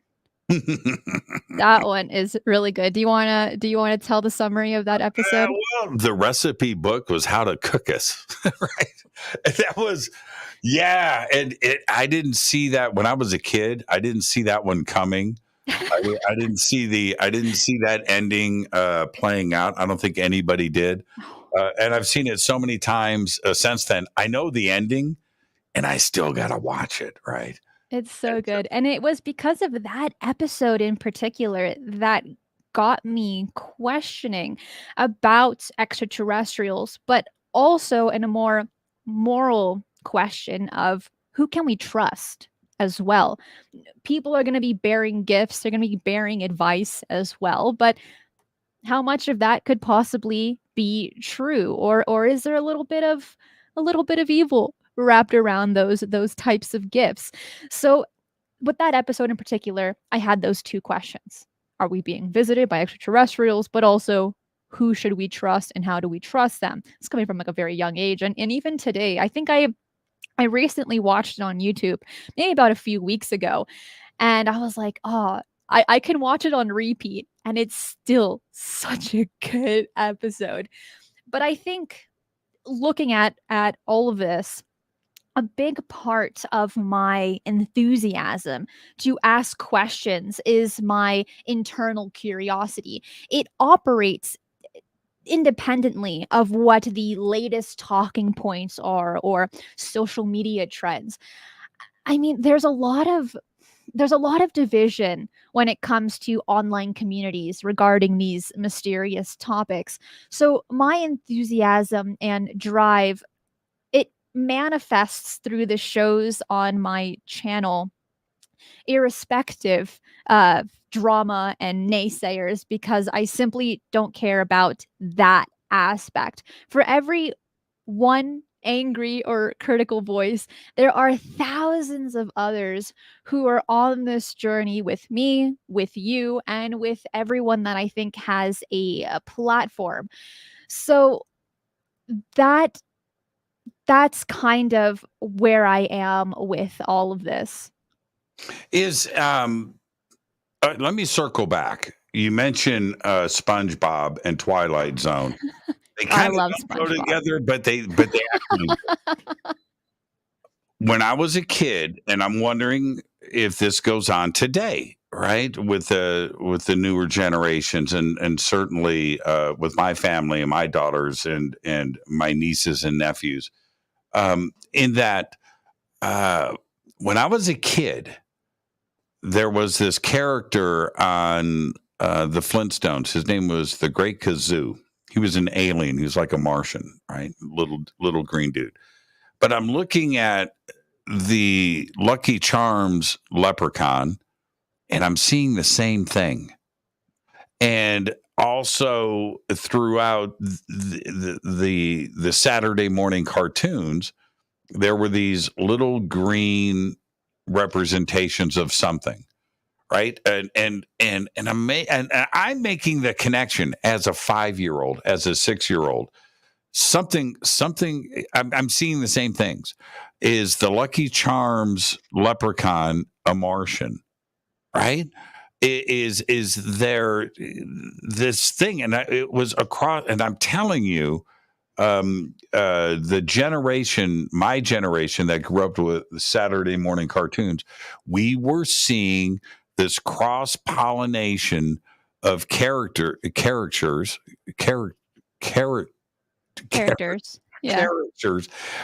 across the platform representing the same thing. And now it's part of our mindset for the rest of our lives. Is the same thing going on in your generation when you see these representations of things? And there's an alien component. There is a folklore component to it that goes back, that isn't part of reality, but they're suggesting that it is part of our world. Have you seen the same thing? I think it's more prevalent now. And to give people a little bit of context, I was born in 99, so I'm practically a 2000s kid. I grew up on television and practically the internet by 2012. But when it comes to cartoons, I think one of my favorites that's surrounded by the topic of aliens is the cartoon Invader Zim. Yeah. This was an early 2000s TV show. Okay. Stop right there. Because that period, Dexter's Laboratory, the Powerpuff Girls, right? So good. Who was the dude that thought he was Elvis? Johnny Bravo. Johnny Bravo. Man, I love Johnny Bravo. Johnny Bravo was great. Billy and Mandy as well, where their friend is the Grim Reaper. Wow, that's a bit dark for a kid's cartoon, awesome. but they Right? nailed it. But Nickelodeon and the Cartoon Network at that time had all of the programming was about this stuff. And I thought that was so fascinating. What are they saying and what are they teaching kids, right? Well, the world is not what it seems. And you mentioned the Powerpuff Girls, and now that I think about it, the villain or the antagonist is Mojo Jojo, and he is an alien. I mean, no, he's actually a monkey that was like created in a lab, but he looks like an alien. He's so bizarre looking. I forgot about Mojo Jojo. The coolest name out of all of the cartoons. But to make this conversation relevant, it seems that through children, through cartoons, it's able to prime them for that when they get older and they have these conversations. It's really not a question of if the weird and the mysterious and the UFOs and the paranormal exist. It's just kind of, let me give you an example of this. And I make this example often. When I have spoken to peers on my campus and I ask them, do you think UFOs are real? Do you think extraterrestrial life exists outside of our planet? That's what extraterrestrial means. And they're like, yeah, without a doubt, there's no question there.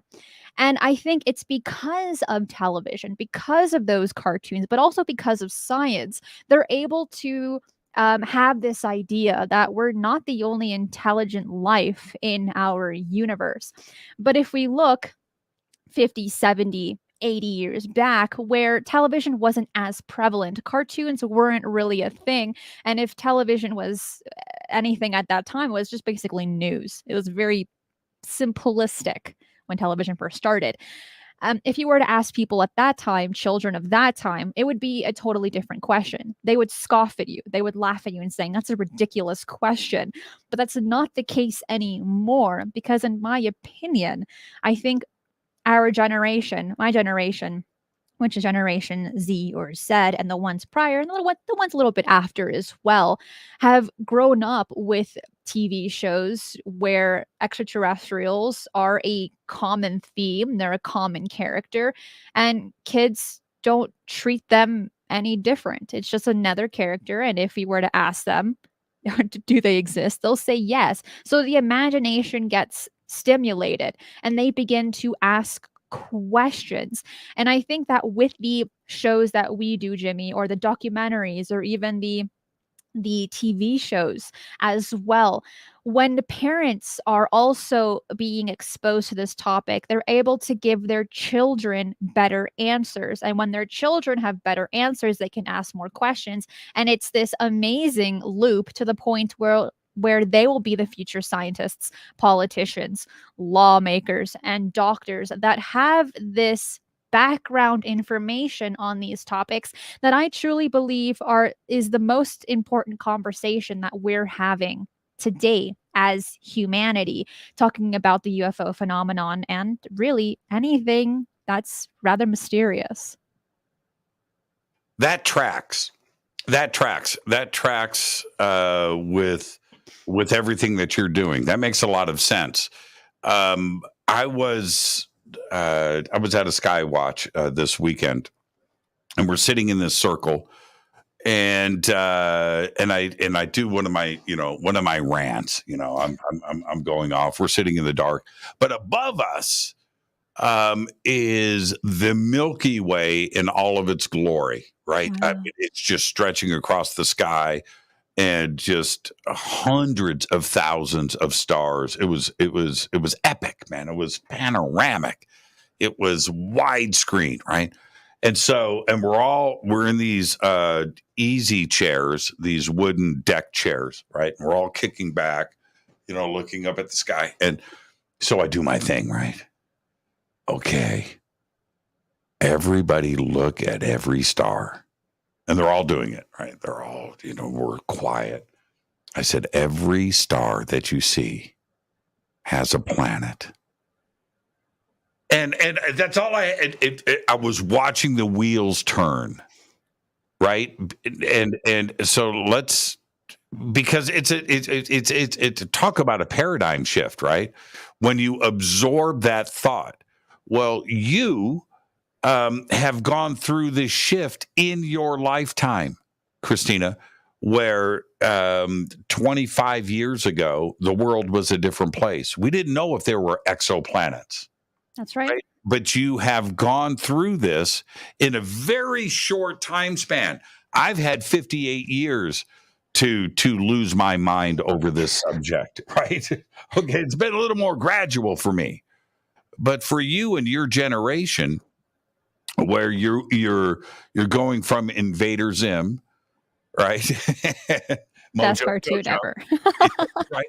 And to see science push this to the point where the facts are the facts, that there's nothing but planets out there. We were wondering if there were any, and now we know that that's all that there is. How does your generation accept that? Are you guys okay with the accepted fact that there must be life infinite in the universe? It's honestly just a shrug of the shoulders, being like, yeah. Right. Okay. I think my generation would accept it easily. And the James Webb Space Telescope and its mission, how many minds will open? How many young people will have the bold curiosity to go the next step with new technology to look for life out there? To me, it seems so much more plausible to envision a universe teeming with life, and some of it intelligent, instead of it having absolutely nothing. And that maybe we're being visited, that they're visiting us. Yeah, and that right there is one of the most fascinating things to me. My generation and the generations around me, we had to go through a couple of decades of, Earth is all there is, right? And is there something else out there to where we are today? But your generation has been all exoplanets all the time. And let me give you an example. Yeah, let me give you an example of this, Jimmy. A lot of the times when I'm out and about, and when I'm not even looking for it, I see people with alien t-shirts, alien tattoos, flying saucers somewhere. Like, for example, your t-shirt. Mm-hmm. And there will be moments where I'll walk up to them. And keep in mind, I'm 5 feet tall. I'm very, very short. And I'll kind of like be like, hey, I like your t-shirt. I like your tattoo, whatever. What are your thoughts on UFOs or extraterrestrials? And they're like, oh yeah, they're the coolest, man.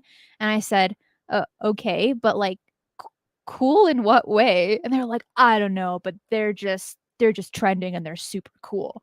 And I'm like, okay, well, what do you know about the James Webb Space Telescope? Or what do you know about any of the maybe UFO crashes? They're like, don't know anything about it. They're just really cool. But okay, but here's the thing. Here's the thing. Hold on. What does the back of my shirt say? Let me take a look. It says Paranormal Radio. Okay. So today, I'm at the mailbox. Yeah. Okay.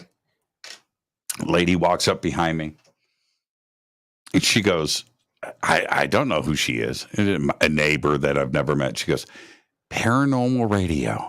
I love that. Right. I turn around. She's just a, housewife, probably mid-30s or something. And she doesn't, that was it. But I said, cool. She goes, I love that shirt. And I said, okay, cool. Right. And that's exactly to your point, right? It is cool. Like it's the new normal. Yeah. Just a chance encounter like that to me says everything. And it's serious when they get it tattooed. They're having it on for life. There's no going back after that, for the most part.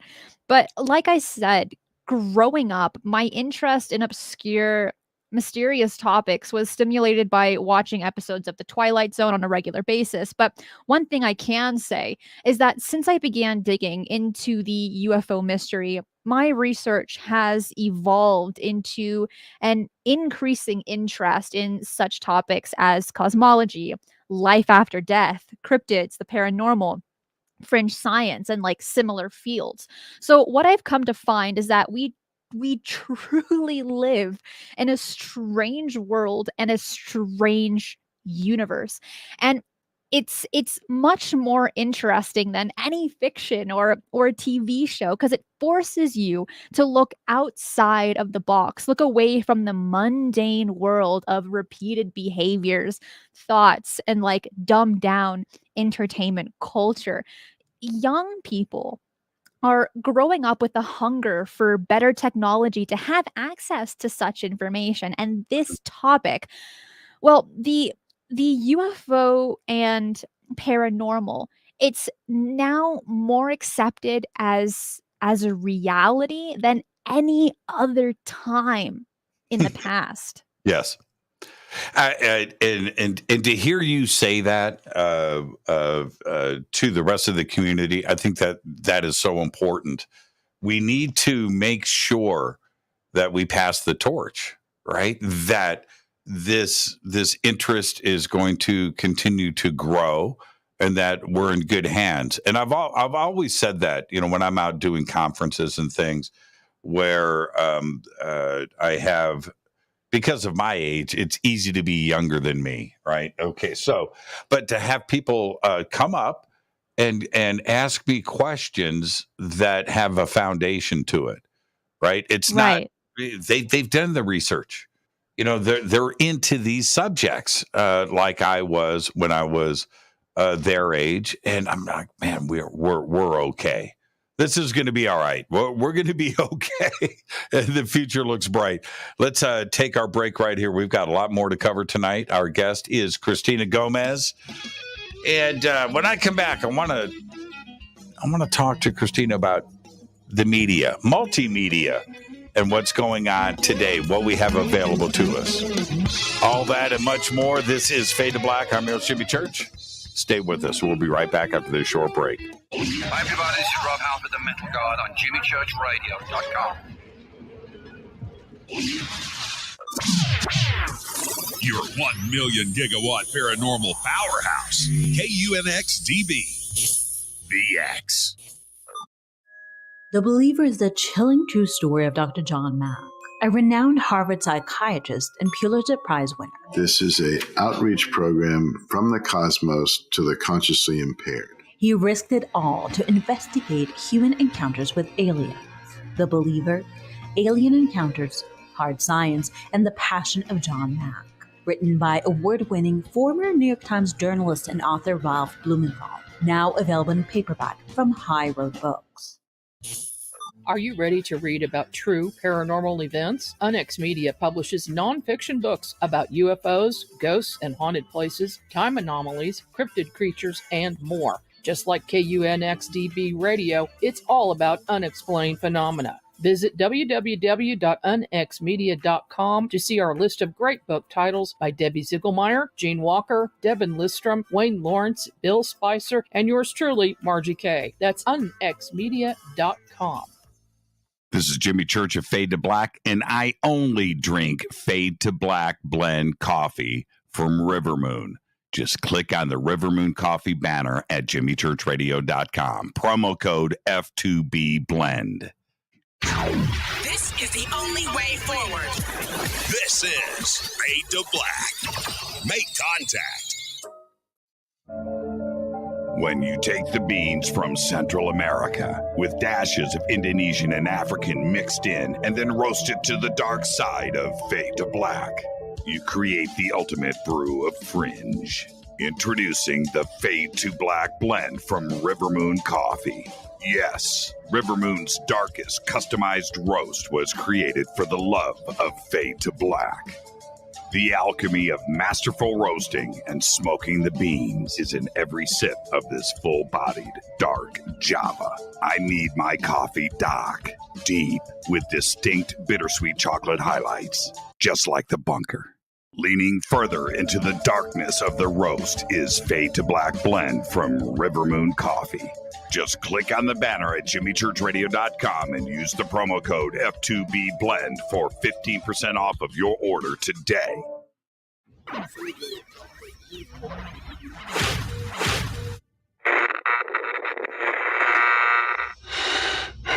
You want to know a secret? I love ponies. I really love ponies. I'm serious. I couldn't stay sane without ponies to brush. Why Fade to Black? Because you never got that pony. Damn it. This is Fade to Black with Jimmy Church on the Game Changer Radio Network.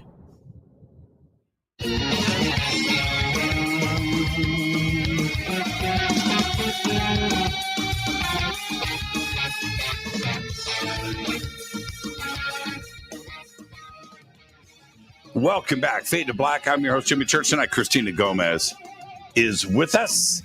And great conversation so far. And we've, believe it or not, we've just gotten started. Earlier, I was talking about my RC truck, right? And I went and got, check this out. This thing is no joke. Bam! Nice. Is that crazy? Look at the size of this. Look at the size of this thing. Beast. And look, the tires are dirty. But I just wanted to take the opportunity to show everybody. I wasn't playing around when I said we're building a track. And I can't wait for the videos. Soon to be a sponsor here on Fade to Black, Traxxas RC Cars and Trucks. But yeah, it's so cool. And part of that is when I get into something like this, and then you start to explore what is going on. There are thousands of YouTube channels dedicated to just this model, right? Yeah. Not RC trucks in general or RC cars. There's hundreds of thousands of those, but you can go and narrowly focus on something like this model of truck, and there it is. The generation today understands multimedia. Right. And what it encompasses. And this is 10 years new. Most people don't realize how young YouTube is. And the ability to live stream or be a content creator. It is a bona fide, awesome career path. But you have to understand all aspects of it. Right. You have to. It's motion graphics, it's typefaces, it's fonts, it's colors, it's editing, it's video editing, it's images, it's PNGs, it's multi-layering, it's no background, green screen, and then you have microphones and consoles and everything, cameras and types of cameras. It's insane, but for me, it may be a lot to absorb. The world today, the generations today that are up, that is their world. Yeah. Right? That is TikTok, Switch, Twitch. I don't even know the names. You do. What's that other platform that you do? Discord. Yeah, Discord. Right, man. Yeah, these are all just really fantastic platforms to speak with people that are interested in our community. So, for instance, when it comes to Discord, I have a Discord server. It has almost 1,000 members, which is really, really exciting. And you can create so many different rooms. And for instance, my server has almost all the rooms you can imagine that are related to the strange and the mysterious. Have it be the UFO phenomenon, talking about your own experience, advanced tech, fringe science, paranormal experiences as well, and so much more, that I am so grateful for the Discord platform, because you're able to speak to anyone live 24/7 with people from all around the world, either text or voice as well. You're able to also share pictures, gifts. You get really fun stickers.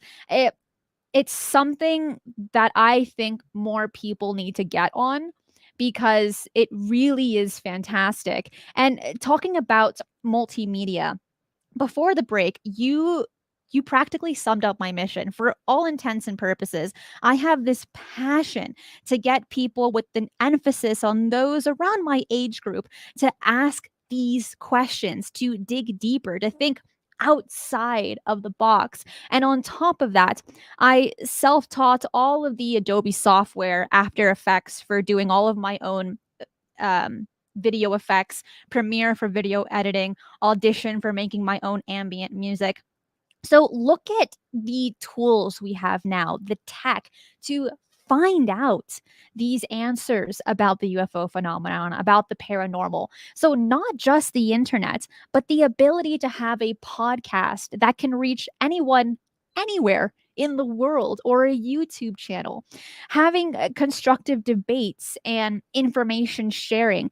It's all at our fingertips. So this is a constantly evolving form of instant communication. And if used correctly, and if the ego is left out of the equation, I feel hopeful that by having more eyes on these mysteries, those answers will come. And as we seek them as a collective, and I believe it will be such a huge wake-up call. It can change the world, from questions about the afterlife, to other dimensions, to extraterrestrial life visiting us, or existing across the universe. These are game changer questions, and it's through our present technology and our future technology that hopefully we will get the answers to these big questions. How many I'm just curious, how many platforms do you deal with? Twitter, Instagram, TikTok, Discord, Facebook, YouTube. A bunch. Yeah. Like a bunch.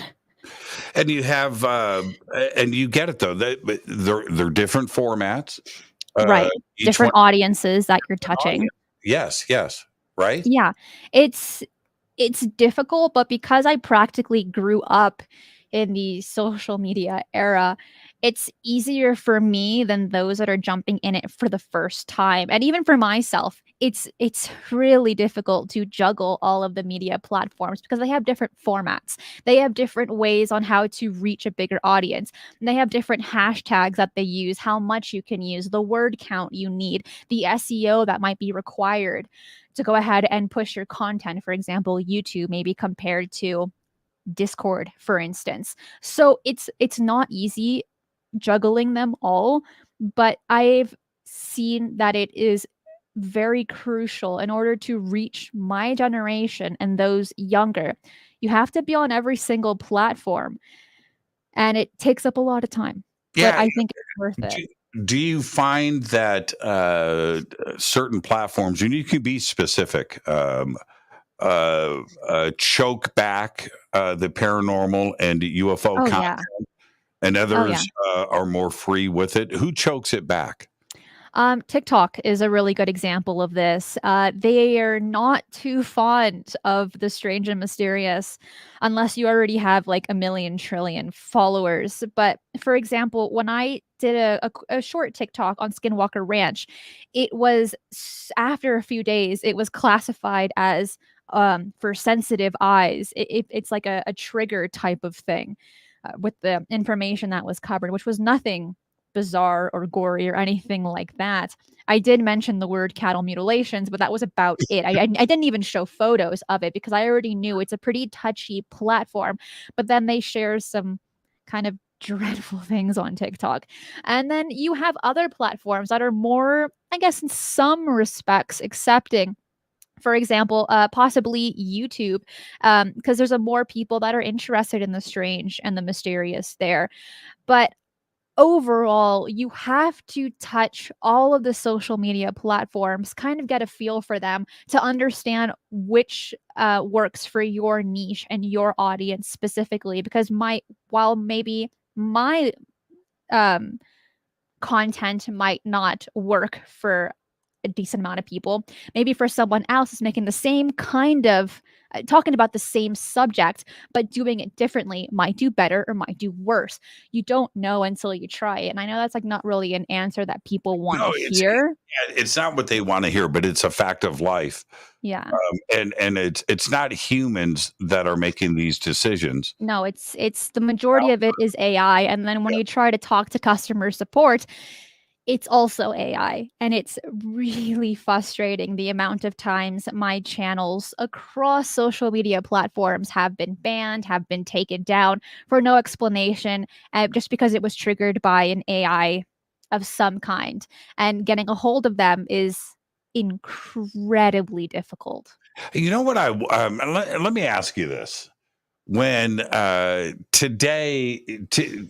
are no customer service phone numbers, right, where you can call and get somebody. Everything is a chat, right? And I often wonder, am I chatting with a person? Probably not. I often wonder that. I had to go through twice in the last month, Microsoft. I had to deal with Microsoft customer service. Now, to their credit, both they fixed the issue, but about halfway through the chat,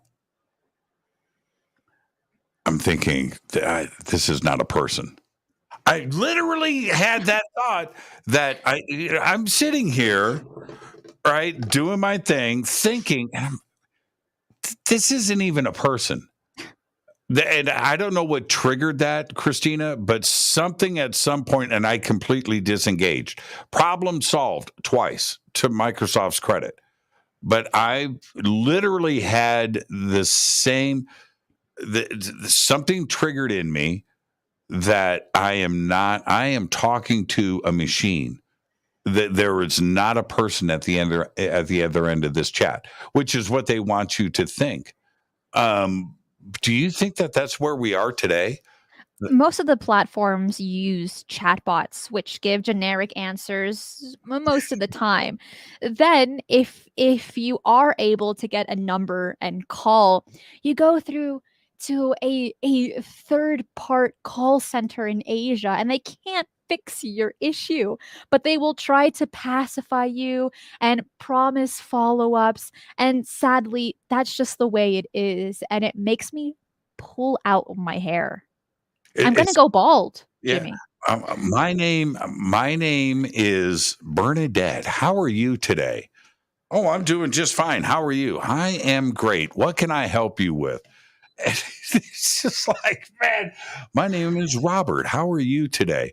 Yeah, it's always very generic names. That is so true. But then for the times that I've had to interact, even with a person, the majority of the time, they do not fix my issue. They actually don't even take what I'm saying seriously. They're like, no, actually, the issue that you are talking about is incorrect. It's an error on your side.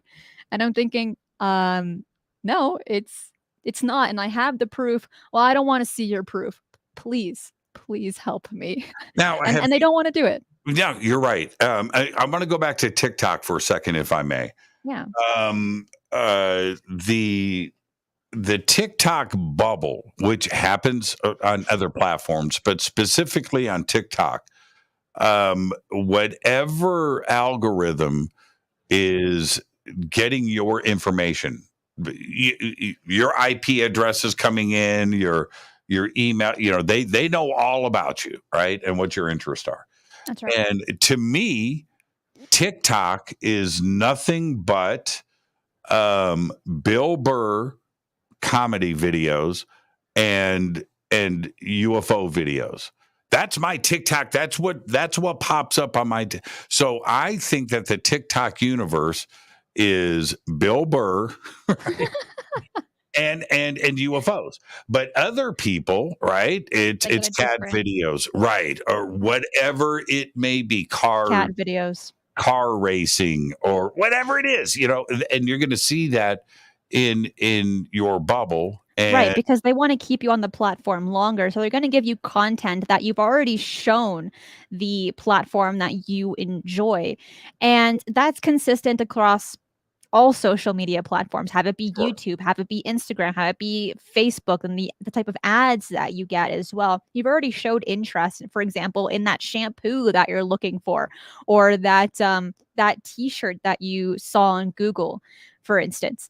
So they want to keep you on the platform for as long as possible. For example, TikTok has been classified as a literal black hole. There's no... Let me explain this. When you're looking at TikTok, you have to keep scrolling. And you keep scrolling. There isn't a home button. There isn't really a communication button. There is, but you have to kind of look for it. Other than that, the content that you see, the videos that you see, it sucks you in.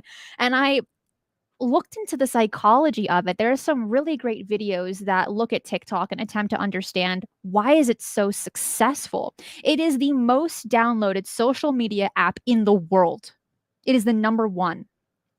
And what it's been described as is a like a casino game where you have the possibility that you're going to get that slight dopamine hit from a video that you like. Then you have to scroll through another 5 or 10 videos to find that other video that gives you that dopamine hit. And you're addicted to this scrolling to find the next video that you enjoy. Have it be a cat video, have it be a UFO sighting, have it be someone doing a dancing trend. It doesn't matter. And that's, in a sense, makes it so dangerous, but it's what my generation is so sucked into. So I have to be on the platform to go ahead and put my content out there to get them interested in the things that are more interesting than watching people do dancing TikTok trends. I saw that trend like 6 months ago. I forget the song, right? Whatever. And I'm like, are people really there? I have just scrolled through 1,000 videos of people doing the same dance. Yeah, that's why it's called a trend. You want to jump on that bandwagon and create content that's already doing super well. But here's the thing. I get this. I have experienced my most explosive channel growth with a video that was under 30 seconds about aliens in the Predator movie called Prey. It's called a YouTube short, and it has had, in just 3 weeks, over 1,100,000 views. And it has brought about 4,000 new subscribers to my channel. So new minds, new young people now watching my content about these mysteries, now learning about these topics because of one 30-second video. Now, what are you going to crazy? Do? Cristina, Ken Priest just said food videos. Always. Make sure it's ramen related. And I'm there. I love that. Somebody just said, I created Predator 1987. Very interesting. Well, what are you going to do, when you're out and somebody's going to come up and go, Cristina Gomez, I love your stuff? Or has it happened? No, it hasn't happened. It's going to, that. Uh-huh. Yeah. What are you going to do? You're not prepared, are you? I am not prepared. It's going to happen. Going to happen. I told this story. If I shared with everybody what happens on a daily basis, it would sound too egoed out. But I'm going to repeat a story. This is about 6 months ago. I'm coming out of this small little specialty store. Okay. And I was buying paper clips, and there's a paper clip store in the neighborhood. Are you buying that part of the story? Paper clip store.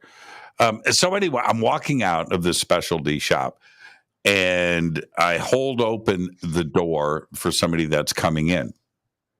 And this guy looked at me and he goes, "I heard that you moved to Palmdale. Pretty cool." And he walks past me, and I was like, "What?" And he was giving me this thumbs up as he was walking, right? And that's going to happen to you. You know, now I walked away smiling. Wow, that was actually pretty cool. That he didn't stop, he didn't ask, he didn't, hey man, I had a UFO sighting last week. I was abducted. He didn't do that. He just said, I heard that, or I think he said we heard that you moved to Palmdale. Pretty cool. He walks past me. And that is so funny. Well, I mean, if you look in the live chat, Corey found my channel through that 30-second video, and now he's here. And it goes to show that while these platforms might seem new, might seem somewhat scary because you don't know what the heck you're doing, it really does grow your channel. So for those that are, hey Corey, so for those that are interested in creating a channel or even a podcast, get on all the social media platforms. Is it tedious? Yes. Is it hard? Most of the time, but it really is worth it in the long run. And I have seen that for myself. Now, what's it like for your generation? I keep saying your generation, but your generation, where your world, your relationships, your friends, right, your interests are all on a cell phone or an iPad, and that is, I read this was a fader fact that 1 out of 2 children, newborns, by the age of two, know how to operate an iPad before they can say mom or dad. It's a little spooky. At some point, we're gonna have these we're gonna evolve into like these hunchback creatures like this. So like looking at the ground at our cell phones, and it's gonna look real ugly. But but it's unfortunate, and a reason to this is parents now more than ever, people in general are feeling so overwhelmed. The people that have anxiety, people that have depression, people that have suicidal thoughts are skyrocketing now more than ever. And I think that in this period where parents are having children or having young ones, to alleviate some of the stress of kids asking the why questions, or kids being bored, or kids not knowing what to do with themselves, the parents give them an iPad to keep them quiet, keep them entertained while they finish their job or the chores or cook dinner or whatever. And it's become this type of clutch to use iPads and cell phones for children to learn.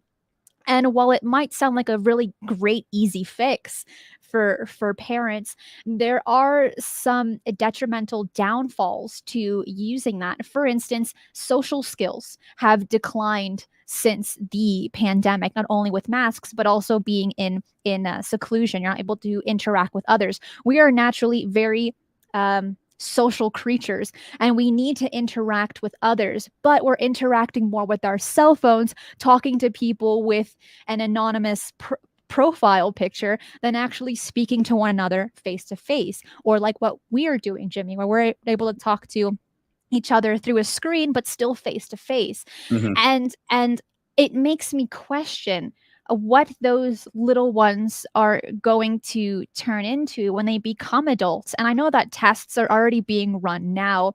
We're having psychologists and doctors looking at children that are being raised on cell phones and iPads, watching Baby Shark and educational videos on ABCs and stuff like that, and how they're going to evolve into adults, how their social skills might change by the time they reach 20, because we are aware from birth until the age of 5 is the most crucial time for children to understand the environment, but also to begin developing their personality. And if they have that's when they're the biggest sponges as well. So if they're having any traumatic events at that time period, or even a little bit after, it's going to be carried with them for the rest of their lives. 100%. And it's that time slot between birth and the age of 5 that are truly the most important time frame to get kids to creating good habits.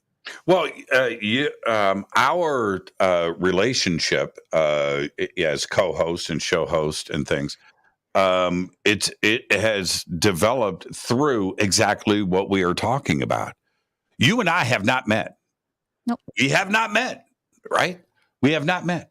And our co-working relationship that we has completely grown through this, right? We have not met in person, and your generation understands that, where you have friendships and you have things and possibly working relationships that have completely grown through the internet. And it's an accepted part of what life is for humans. Exactly. And I have not met anyone from the UFO community or the paranormal community or from the debrief where I used to work. Everyone I know everyone that I know has been through the internet. And we can also take a look at gamers, for instance, as well. Some of their best friends are people that they game with for years, but that they've never met. And I think it's just really a part of this technological internet age where you're able to create relationships without actually meeting them. Very specifically, friendships. Cool, let me jump in before we get to the break. It's actually a very, very cool thing where, for thousands of years, you grow up in your neighborhood, you grow up on your street, you grow up in your home, and you don't move, and you're not meeting somebody from another country, let alone another city or another state. But you are able to have access to these cultures and to these ideals that was impossible just 20 years ago, and today we can do that, and that to me is completely cool and fascinating at the same time too as well. Let's take our break, Cristina. We're going into overtime, and I don't care if you have classes in the morning. I don't care if you've got to study for a test. Tonight, it's all about Cristina Gomez. We're going into overtime next. Stay right there, everybody. Great conversation so far. We've got a lot more to cover, and I know what my questions are next. Stay with us.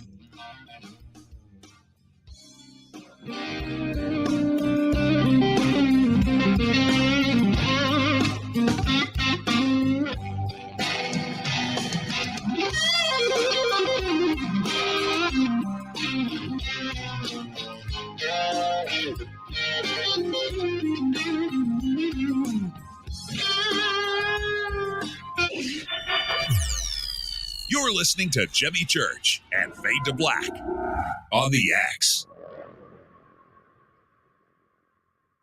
Hey, what up, y'all? It's your girl Vivica Fox here, and you are listening to my boy, Jimmy Church, on JimmyChurchRadio.com. Despite popular opinion, reading a book will not make you smarter. But listening to Jimmy Church will. Hello, Fadernauts. Jimmy Church here. You've seen me with my thunderstorm. Now you can purify the air in your home and get healthy, clean, fresh-smelling air and eliminate odors just like I do right here in the bunker. The Eden Pure Thunderstorm uses oxy technology that naturally sends out O3 molecules into the air, which seek out odors and air pollutants in your home and destroys them. It's called a thunderstorm because it purifies the air just like after a thunderstorm. And right now, you can save $200 on an Eden Pure Thunderstorm 3-pack for whole home protection. With this special offer, you're getting 3 units for under $200. Seriously. Go to EdenPureDeals.com and use Fader3. Shipping is free and it's easy. Just scroll down. you'll see my name right there, Jimmy Church. Click on it and get your deal today. That's EdenPureDeals.com.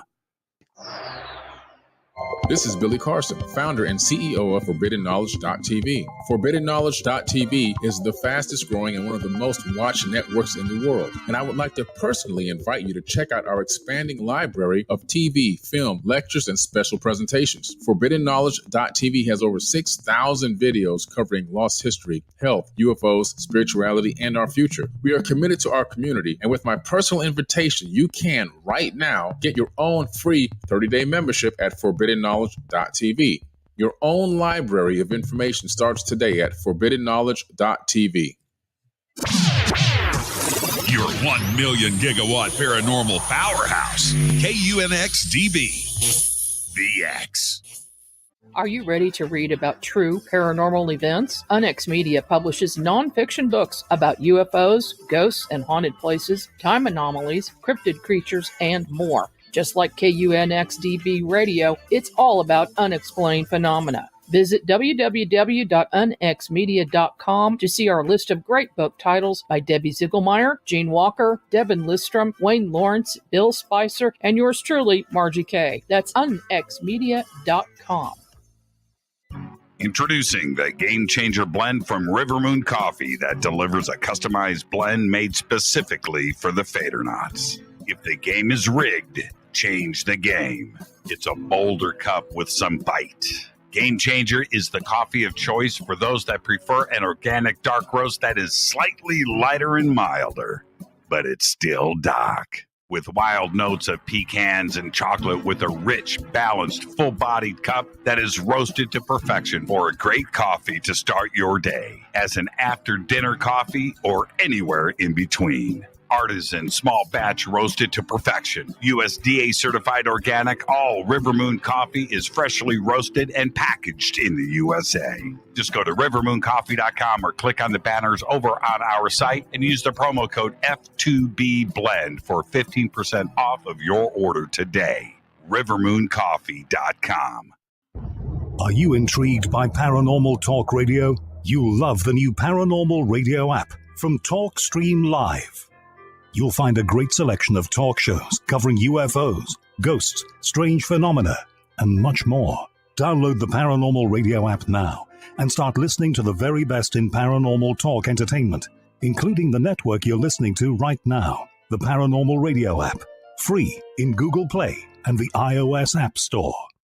Erica, Brittany, Gabby, and you're listening to JamieChurchRadio.com. It's not a lifestyle we chose. We were born this way. This is KJCR at JimmyChurchRadio.com.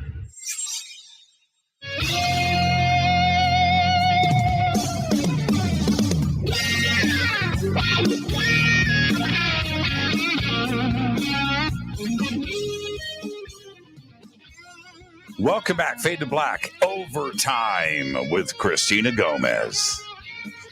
Yeah. Overtime is the point of the show where I try to have some fun. I've got plans for overtime tonight, though, and as most of you know, each week I'm the co-host. If you call it co-host, it's Christina's show, where I just come in and yap. But here's the thing. I'm going to give everybody a little insight to what happens with Christina's show every Thursday. In that, Cristina, now this is where I'm going to ask Cristina direct questions. Because each week, Cristina will call me up and say, okay, this is what we're doing this week. Well, sometimes I just get it via email. Okay, today it's this. And I kick back and go, where is this coming from? What is going on in Christina's head that we are going into this zone this week? And I'm fascinated with that. And I asked Cristina this on the show Cristina, why this subject this week? All right. But right now, Cristina, what dictates the subject? Where is your mind going? What dark places do you venture into where how do you pick the subjects? I'm constantly finding things that I want to know more about. Like it's every day. So I find a subject and want to deep dive into it along with my viewers and listeners. So I mean, like I've said, my channel is like my journal. I want to understand as much as I can. I want to research as much as I can. And I think through the shows that I do, it puts me on the fast lane to really force me to do extensive research, because sometimes if you don't have that discipline to get work done, you're not going to do it. I'm naturally a procrastinator. Whenever my college paper is due, I will write it 2 hours before the due time. And so with my shows, I have to really push myself to do the extensive research to make sure it's an awesome show covering a bunch of information to give people and myself a foundation on the topic. But I definitely keep procrastinating to do the GoFundMe for my motorhome. And I just procrastinate a lot. Like also what time I need to eat breakfast. You didn't answer the question. Okay. I did answer the question. No, you did not, Cristina. You did not. Okay. So when we go through a month of, we're going to do Arizona. Now we're going to do Utah. And now we're going to do and I want to do Rendlesham this week. I want to do underground bases. I want to do tunnel. There's this thing where you are going through research processes that land you on these subjects. So the question is, how do you pick the subjects?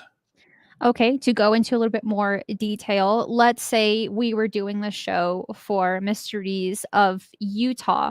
It was then from there, when doing the research for that state, another state pops up. And I'm like, oh, right, get my Post-it note, write that down.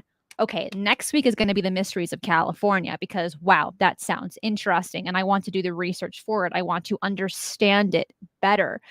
And so it's kind of just this progressive interest that I find through previous subjects, but it's kind of like the domino effect. But also there have been instances which someone brought up a great idea, have it be a listener or a fan, where they said, hey, you should cover this, and I'm like, never heard of that, let me look at it. Ooh, this sounds really interesting. For example, the mysteries of the Middle East, that was given to us by a listener. And I'm like, that's a great idea. And so then one show causes another, which causes another, which causes another. And that's kind of how, to my understanding, how my brain works. Do you find, or have you found that it's infinite? It's infinite. It is Pandora's box. Yeah, because if you, the Bridgewater Triangle, right? And oh my gosh, puck wedgies. Yeah, puck wedgies, right? And so you jump into puck wedgies. You can stop right there at puck wedgies. You can't stop after puck wedgies. You know what I'm saying is, if you just stop and focus on puck wedgies, that'll take you to Europe. That'll take you to ancient folklore throughout the UK, and then up into Northern Europe. And the next thing you know, you're in ancient Egypt. Right? Exactly. It just keeps going and going and going. Yeah, there is no limit. And talking about puck wedgies, in last week's episode of Strange Paradigms, I was talking about dinosaurs and how dinosaurs always kind of have these very long names. And someone brought up in the live chat, Puckwedgiesaurus. That should be the name of the next unknown dinosaur that's found, and I really hope that sticks, because that is the coolest name ever. Puckwedgiesaurus. It's one thing to for your generation to accept infinite life in the universe, because that's what you grew up with now, and that's it. That's what's going on out there. And you guys, I keep saying you guys, but you guys, UNX, it's a part of life now. Okay. All right. So that's cool. You can handle that. If a flying saucer came down and was over Phoenix again, or Los Angeles, it's like, okay, all right, well, so what? To use your words earlier, right? It's the shrug of shoulders. But if it is revealed that we had ancient civilizations 100,000 years ago, 200,000 years ago on this planet, and life just didn't start at 3000 BC in Sumer and Egypt, that there was something before us, does your generation accept that? That one is a little bit more difficult to answer. And I think the reason to that is because we're not really taught even that kind of question in school. It's very hard to even imagine it. And I am looking in the live chat. Roger says, I only do Google research, and yet I have a paper book library I go to. So I make calls to people, I watch documentaries, I put in my dues. So it's kind of sad that some people can minimize your efforts. But hey, look, it is what it is. But looking at my generation, when it comes to Atlantis, right?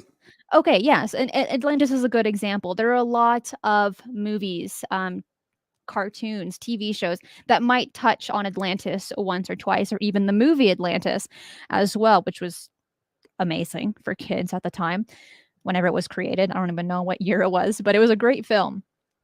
And while kids are asking these types of questions, it's not as prevalent as if we're being visited by extraterrestrials, or is there life outside of our planet? But I think that in time, when schools evolve past looking at merely Mesopotamia and Sumer, that maybe they'll start asking these questions, such as Göbekli Tepe, for instance, which, Jimmy, please do the honors of saying it the way you do. Göbekli Tepe. It's so just awesome. the way that I talk. It's just the way that I talk. Göbekli Tepe. I can't even say it any other way. So it would be fantastic. It would be amazing if schools could talk about this. From what I remember from high school, because I only took one history class in university. From what I remember in high school, that's as far back as it went, was Mesopotamia, and that was like taught in the 5th grade. Once you hit high school, it's, at least in the United States, U.S. history, and then depending on the state, usually your state history, and that's as far back as it goes, which was not that long ago. But I think in the future, hopefully the near future, the history courses will change, and also giving more college course options for the university where they can look at ancient civilizations as well. Yeah. I can't say it any other way. I can't. I just can't. I can't. So, as history goes through, and we look back at Göbekli Tepe and how it affects the world. Go back. You right there. Yeah, it's just the way that it is. But here's the rub with that. When something like this is revealed, I think that half of the planet is going to say, okay, yeah, all right, yeah, we're pretty hip to that, and that's cool. The other half of the planet is going to be driving their cars off the road, right? Where it will be such a paradigm shift that everything is going to be questioned, right? But maybe that's needed. Yeah. Half of the world is okay with that. They're already questioning everything, right? Okay, it's going to be cool and not that big of a deal. but there is half of this planet that would lose their minds. I think that ET is an easier thing for them to digest, right? As opposed to everything that we have been taught. Now I have to question everything, and that's the danger. Everything. But you know what? This is so important to me that my shows, I get to inspire others to do their own investigations and research, to really keep their eyes on the skies, to get out into the field and also take part with their findings in the live chat as well. So online content now is so interactive, and the ability to share information instantly is so cool. As I had mentioned earlier, we live in incredible times with the internet that we have. Okay, so you get your RV, right? You're out there, you're doing your thing. You have a meetup with some. We have the Fadernauts. What does your audience call themselves? I don't know. Gomanauts. No. Schradernauts. No, no. I want them to be called Puckwedgie Sauruses. Oh, Puckwedgie sources. It's a bit long, but we'll figure it out. That's a long hashtag. So you guys, you're out campfire doing your thing, and you see Bigfoot. Oh. What do? What's your reaction? Invite him to the campfire, have some snacks with us, some s'mores, some barbecue, some coffee, have a good conversation. You don't freak out? You don't run? No, of course not, because I'm able, because I've done some extensive, but as much as you can research. Right. Much as I can research, but for real, because what I said was a joke for those that didn't catch that. It would be slow actions, to do slow actions, to be very calm, and then very calmly pull out my camera, take a picture, right? Mm-hmm. That would be probably the honest thing that I would do if I was able to, I guess, see a Bigfoot, but also depends on how close it is, right? But this can go for any cryptid or any entity that looks kind of bizarre. It would be very slow movements, pull out the camera, snap, and then take the picture and then post it on the internet. Ramenauts. I love that, Ken. Ken is so food centric. Everything is food when it comes to Ken Priest. That's all wrong. Now, what about Jimmy, what would you do? You're at a campfire, and then you see this Bigfoot or just any kind of weird cryptid coming close to you. Are we being totally honest here? We're being totally honest. Nothing but honesty. I'm gonna tell you how I would handle it and how I've handled it in the past. I push your friend out in front of me. That's what I do. Go take a picture, dude. That's how I'm gonna handle it. I'm gonna have, if I'm ghost hunting, and I've done it, but if I'm ghost hunting and I'm in a prison or whatever, somebody's in front of me. Somebody's going first, man. Somebody's going first. I had a friend. Oh man, I can't say much more than this. I don't want to get in any trouble, but camera person for one of the networks, okay, on the crew for Zahi Hawass. I don't want to get this person in trouble. Okay, I don't. There's multiple camera people, so I'm not going to say any more than that. But you know what he said to me one day? He goes, dude, Zahi doesn't go in any tunnels. He doesn't go underground.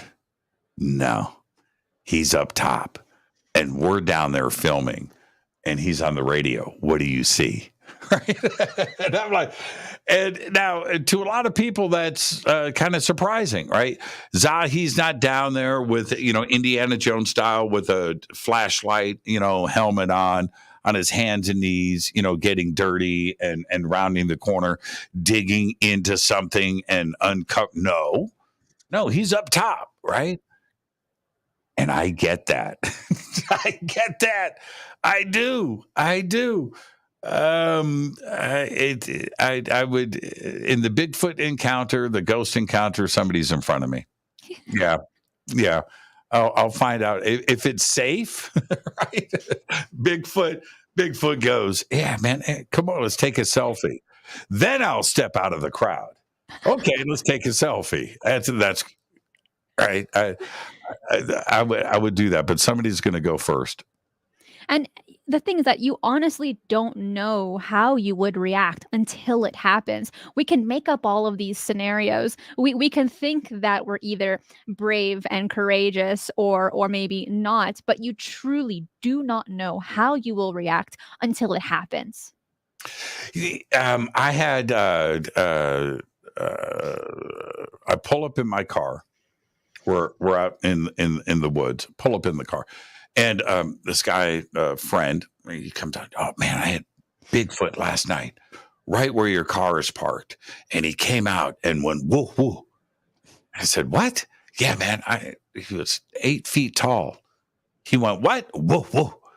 And now I have an opportunity here, Cristina. Do I that night go and hunt for Bigfoot? Do I look for the 8-foot dude? And he's obviously in the area. Do I do that? I didn't. That freaked me out. And I remember I'm asking the obvious question. So, man, what did you do? Did you go? And I asked if he took a step forward, and he said no. He took a step back, right? And didn't want the confrontation. And I totally understood that aspect of it. I know that there are people out there that would say something different, but I think in the heat of the moment, I'm not going to challenge. I'm not going to invite Bigfoot over for s'mores. I'll have a friend ask him if he wants to come over for s'mores, but I'm not going to be that guy. No, and we also need to keep in mind that safety is the most important. Whenever you're doing UFO hunting, paranormal hunting, cryptid hunting, or anything like this, it's important to have someone with you, the buddy system, but also to if you are going to do it alone, to tell people where you are and how long you anticipate to be gone, because you don't know what's going to happen.